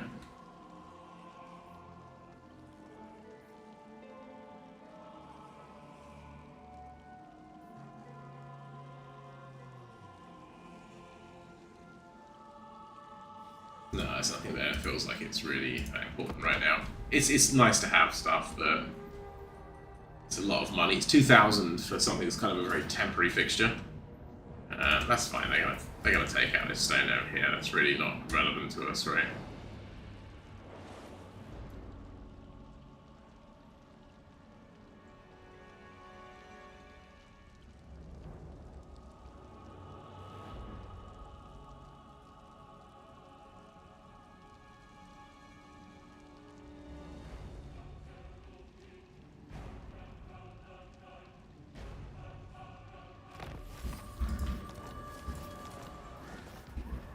Ritual challenge. Oh, okay, so having some internal rutting problems in the herd, it seems.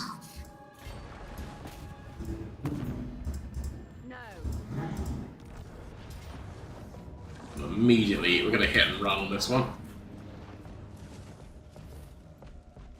Cain will be sated. Slayer, raise multiple settlements. Bonus, the Winds of Magic, access to Rampage, choose area of ward. New Regiment of Renown.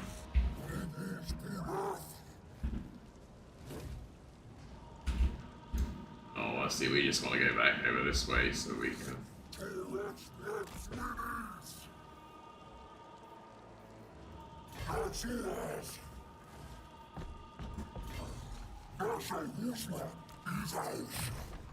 Hopefully that's not going to come back to bite us. It's not as well as there, I'm sure, but let's see. Right, and we'll buff our weapons up. Yeah, okay. I think we're good to perform the ritual on this one now.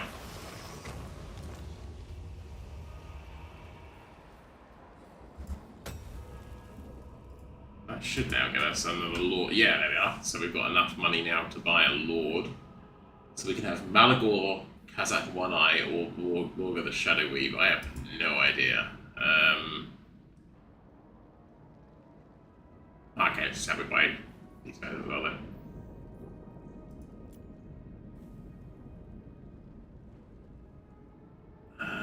Enemy leadership -8 causes fear for Harpies units, okay. Reduce bestial rage penalties and detection chance when in hidden encampment stance attribute.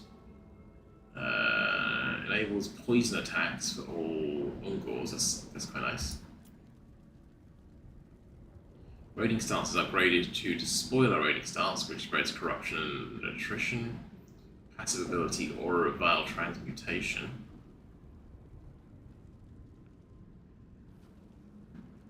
Oh, you just get damaged just by standing near the guy.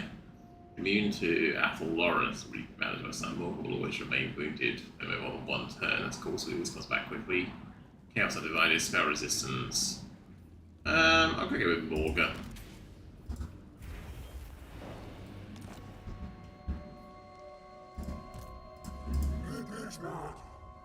Oh, there he is. There is Morga. He's on his lonesome over here. He's apparently done his own destruction around Skaven Blight and the south. Cool. Okay.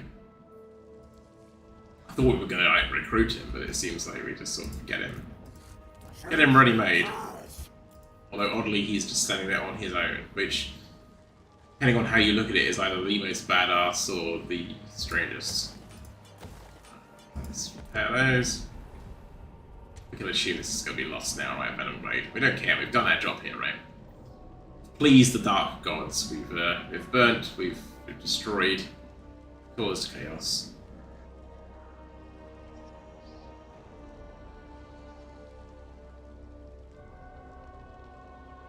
Now we can hopefully get into the sea, sail off, and go east. Meet up with Morgor. Bring Caron to its knees. Right, now can we get out of here? So Beast Path. There we go, that's what we're looking for. The Beast Path, our way out of here. My Leaving visions predict failure. Coron Marathi wondering what's happened. Right. You, sir, need to get yourself some troops.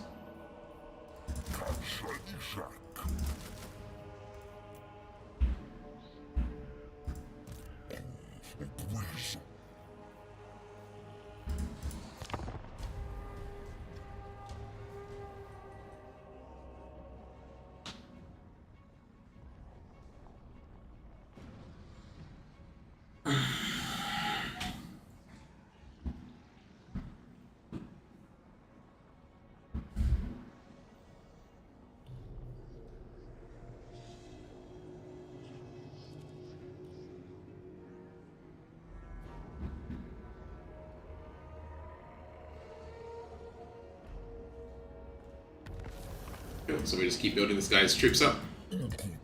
We do want to get into a level 3 as well once we can. Why can't we do that now? Is that... We can, okay. Yes. The red here was confusing me. Okay, I was thinking it was saying, well, that's it, but apparently we can. So do that. We'll do that. Let's build up what we can over here. Taurox. We will. So let's think about how do we get into the water as Taurox? That's actually my question. Oh, down here. Okay, cool.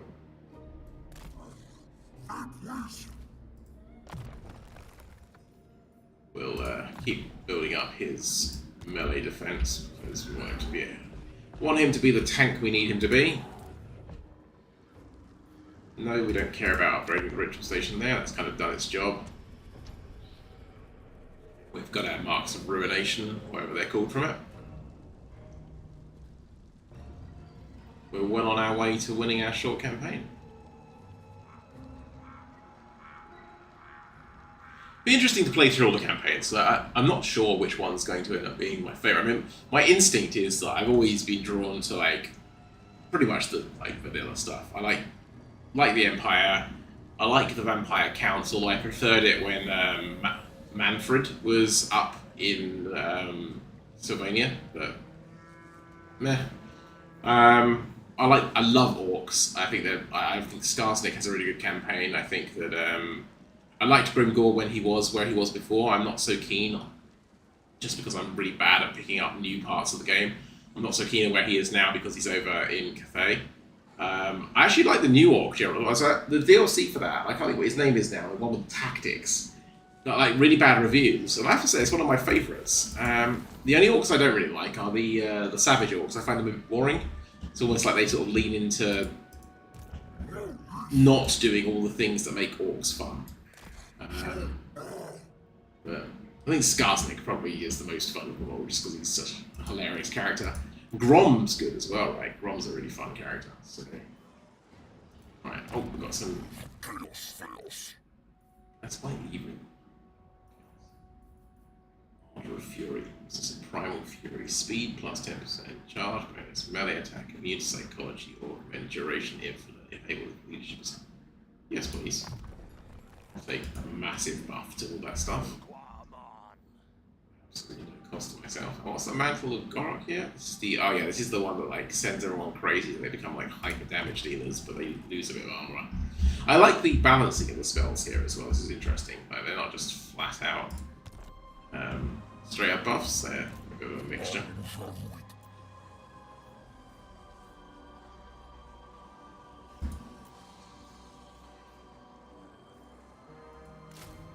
We get hit with Regiment of Renown.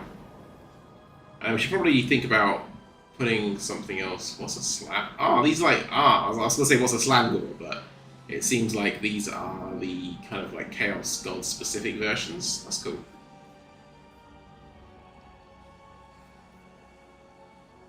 We've got Giants, Gorgons, and Cygors.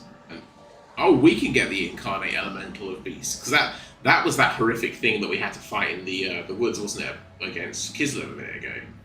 So that actually is something that we can have as well, which is kind of cool.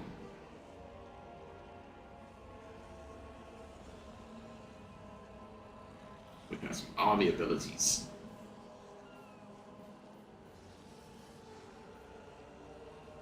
This gives us Wyvern Spawn, Jabbercythes, Pratons, and Chimeras. That seems pretty cool. That feels kind of apt for this guy.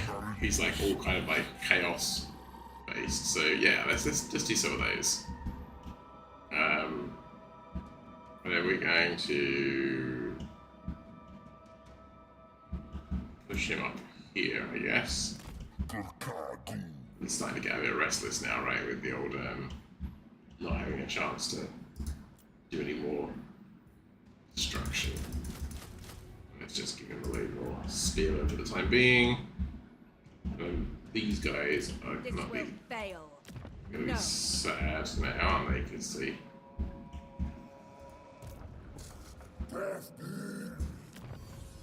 Okay, we've got Ball to Lead, which is our... Oh, well, actually, we could do Days of Wrath now there as well. Armor plus 10 for Minotaur units. Let's do that. It's a quick one as well, right? And it costs us 2. Let's go. Continue. So another minor design flaw in the game, which is... I keep looking over here because, like, this is my OBS screen. Even though the camera's here. So another minor annoyance of the game is like that you can't tick a box or anything just to say, don't keep asking me this question. So like the game will occasionally ask you, do you want to upgrade the settlement, for example. It's nice that it does that. It's the same as Civilization, right? It gets to the end of a turn and it tries to make sure you haven't forgotten things because it can get a little bit hard to keep up with the upkeep. But if you don't want to do it, say you don't want to put an outpost somewhere, or in this case we don't want to upgrade a settlement, like every turn it's going to keep asking you that, and there's no way to permanently say, at least that I know of, to say, stop asking me that. I'm good. I don't need to like have this every turn. Well, we're going to go here and get some treasure. We are going to explore the island and fight. And get a big treasure. We're going to fight some pirates. Keep our morale up by destroying some pirates. I've never played the Vampire Coast either. They seem exceptionally cool.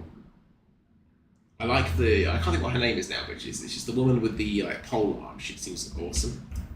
I wouldn't mind having a go at those. So that'll be coming. Right. I'm thinking we just want to essentially Zerg in here, right? Because their benefit is that they are all ranged. So the quicker that we can close that ranged gap, the better this is probably for us.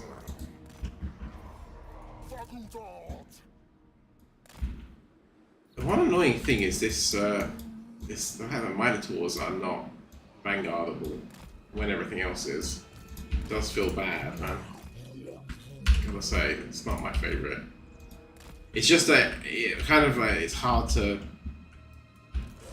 marry them up with the benefits of the Vanguard and everything else. I mean, I guess it's part of the tactics, right? I'm complaining that I don't have all of the benefits in the world, and I have to balance things out. So I should probably shut up and just get on with it. Alright. Start deployment. Start battle. We're gonna charge them in right away. We're gonna charge them in right away. We're gonna charge them in right away.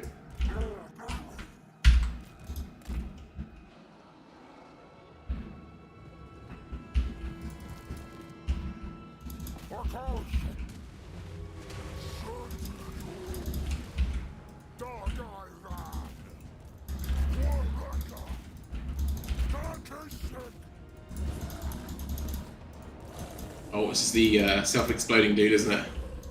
It's like a... Is that... Oh, no, it's not. No. They have this, like, big corpse dude who just blows up. I thought that was who we were looking at there, but I don't think it is, actually. Right, and then let's just get some Minotaurs spread into the mix.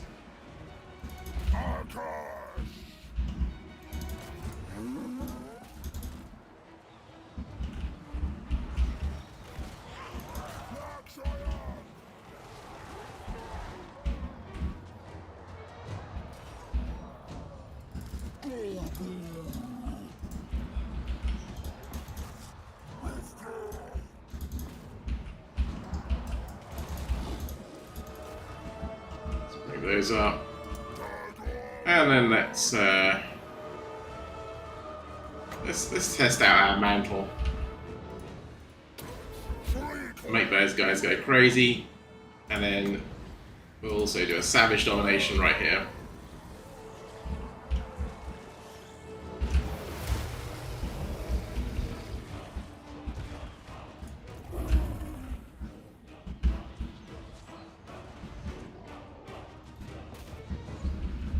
Nice.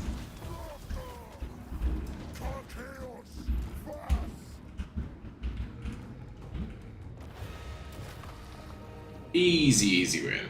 There we go, that was fine.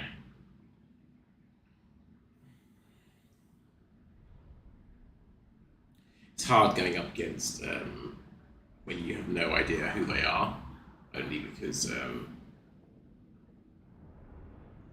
do a lot of processing on the fly to figure out if you're looking at something dangerous or whether you can just smash through.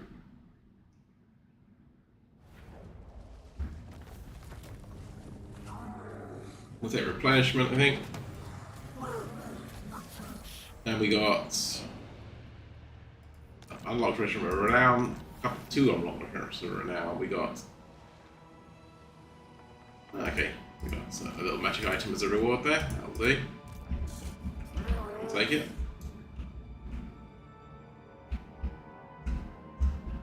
And then essentially we want to sail around to here.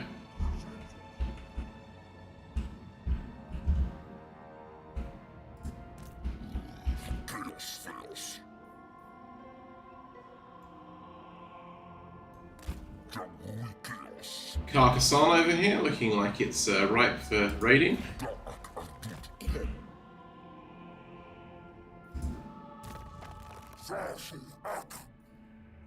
Maybe to the Skull Throne. All corruption plus 5 local province, spell resistance 25, and ability brass body. Augment ability okay. And damage resistance, oh yeah, absolutely. Turn yourself into a literal metal tank. Yes, please.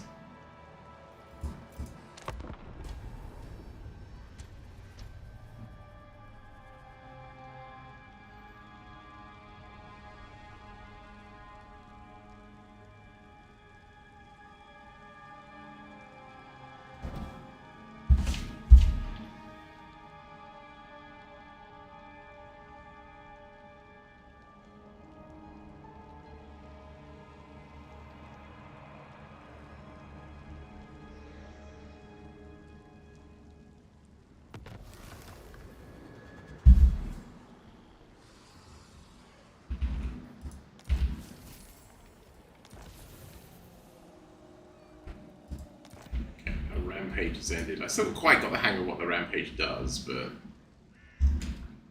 right. So for these guys, we can just keep going, right?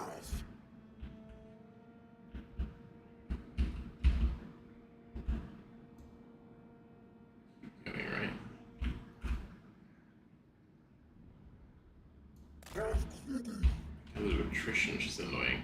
But I don't know how to deal with that, so we're just gonna push on through, I think. Then we're gonna come up here, scout a little bit more, see how it is. I mean, surprisingly doing well over here.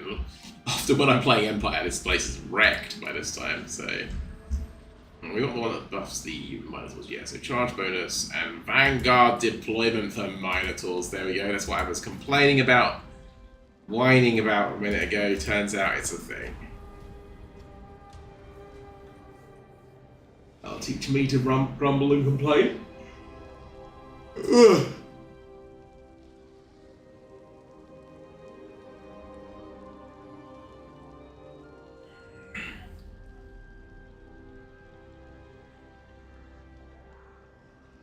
We'll check to see what we're doing in terms of getting our victory conditions there as well. We're getting fairly close to it.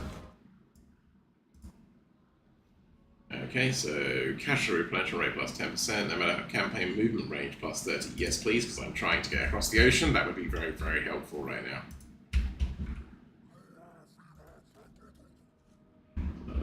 Another treasure here.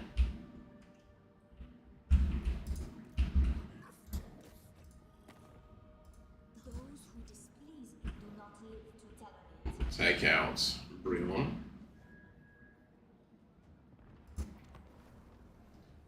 Not going to be a very exciting battle, this one, because it's just basic troops on our side, right? The only one that's exciting here is Morgar himself. What I gather is a pretty hideous Beastman, even by Beastman standards. They're going to be weak. The best they've got are these 2 knights. I don't think they're very good knights, are they? Okay, do we have... Yeah, so I think everything other than Morgar is Vanguard.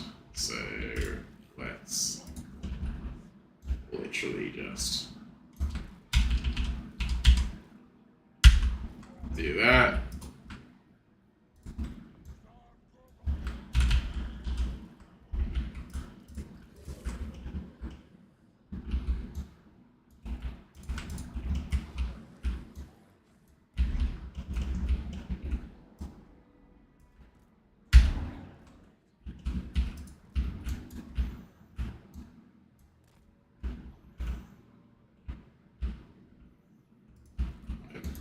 Morgan's just going to have to run up behind them.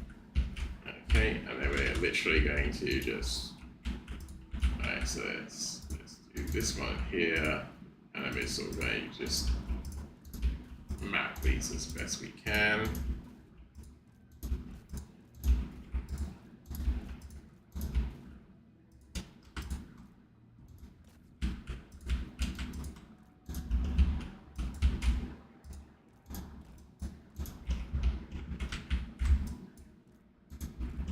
Behind, and we're going to bring Morgar up here.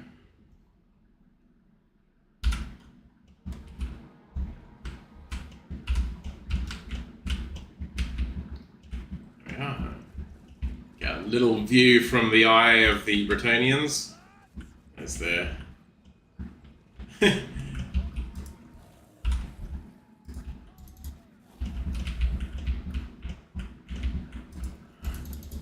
to.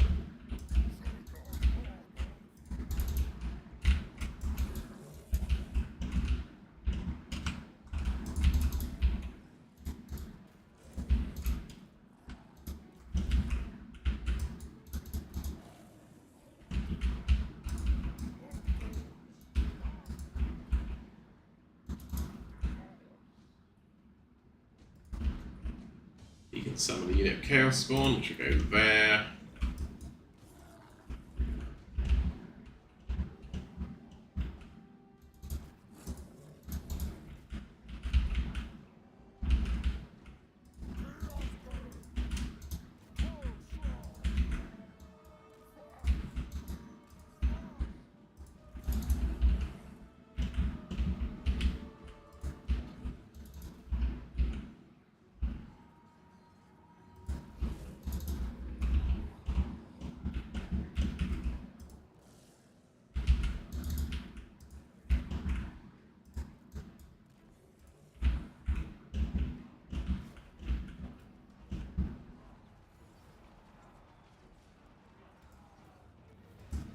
Utterly obliterated.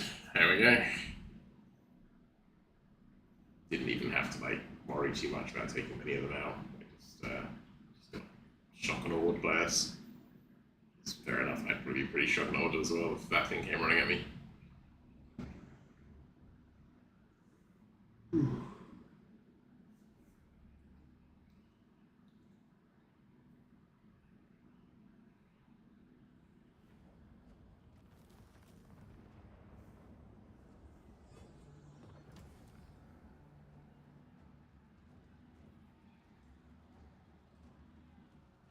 We've had money from that at the moment.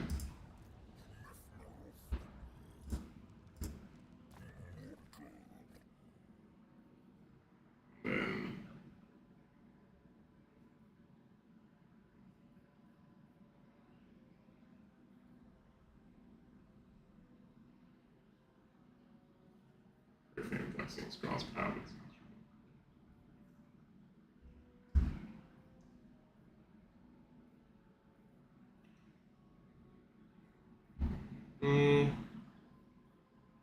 So what's this one? Passive ability, horrible regeneration, chaos spawn, weapon, plus 15% equals chaos spells. Problem is I don't have any of those units at the moment, so it's like great in principle, but absolutely useless in practice.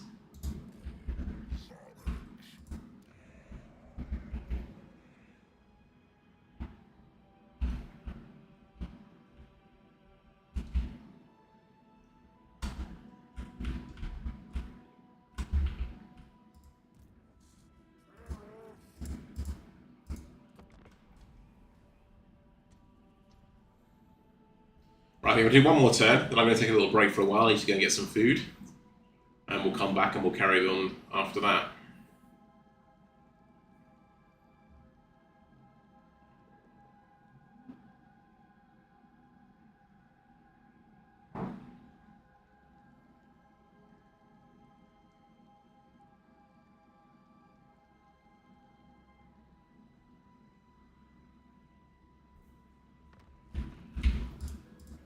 There's crowns up here. Don't need to worry about ourselves at the moment. Let's just review our victory. So, attain 220 marks of ruination. How do we see how many marks of ruination we've got? It's up here, right? Okay. How many do we have now?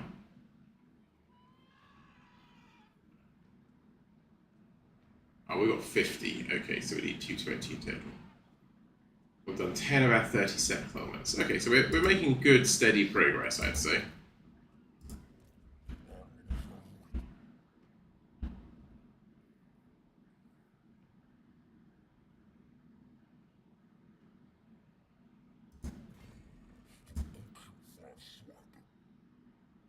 And then let's add in some harpies to our army.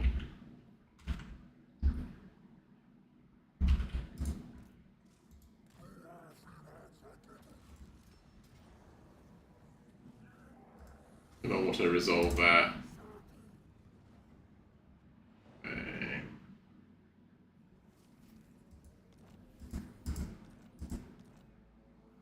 And we got sort of slaying, some lost cargo, some more magic items.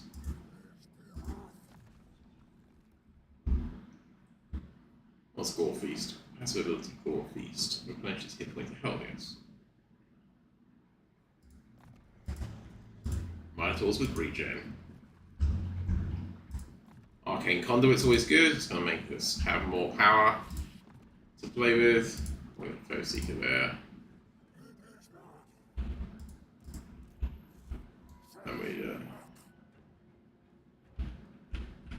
And we essentially just need to replenish at this point, right? So we might as well stop up on the shores over here and have a little replenishment.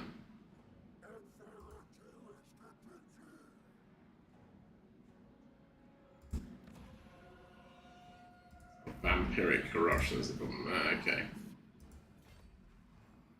I'll do. Then add a Chimera to the army.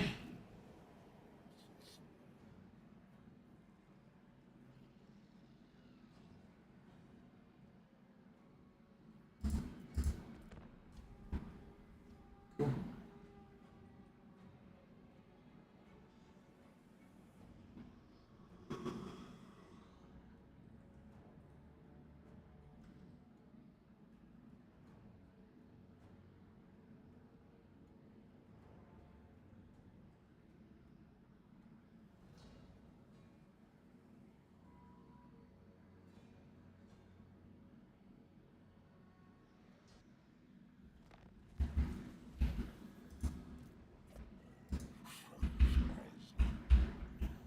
They've gone back to where they were, which is good.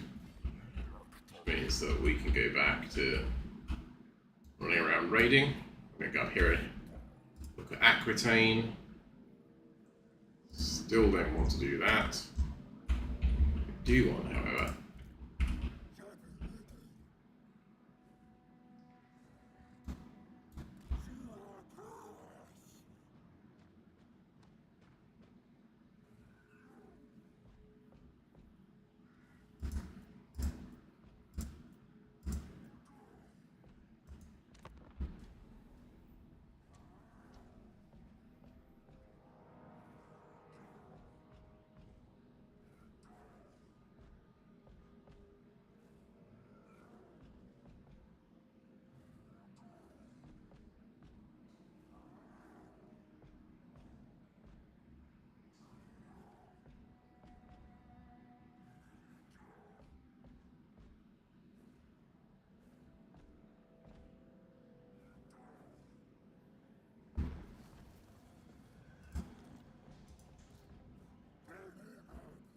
Good. I mean, the temptation, of course, is to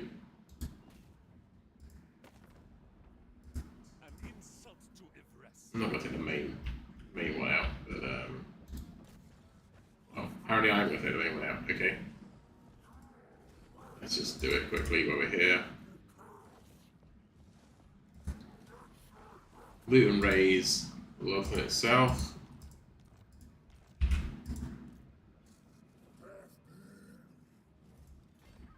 And immediately hide ourselves.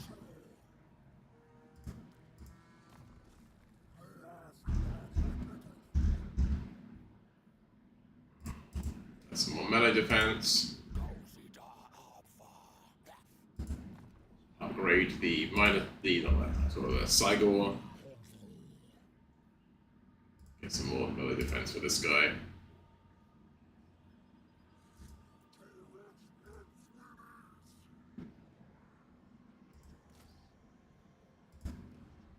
Put some more big scary things in. I have no idea what Praeton is, but it sounds terrifying and we need something big and scary.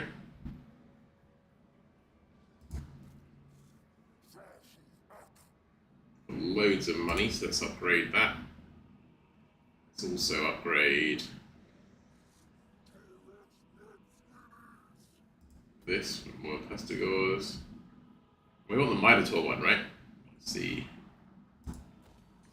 Important, Dobby.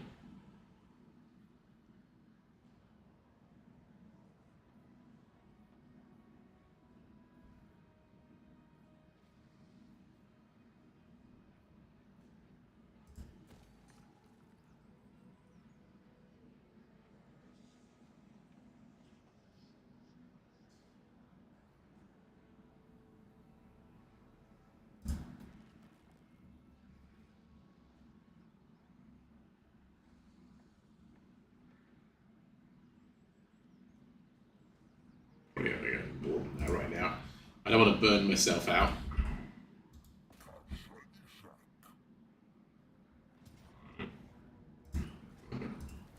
Decisive victory there as well.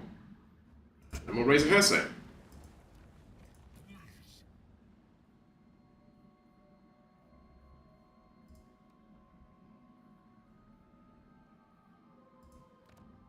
That means we've got Baston, Bordeaux, Massive Orcal, and Brion are in our range. Okay.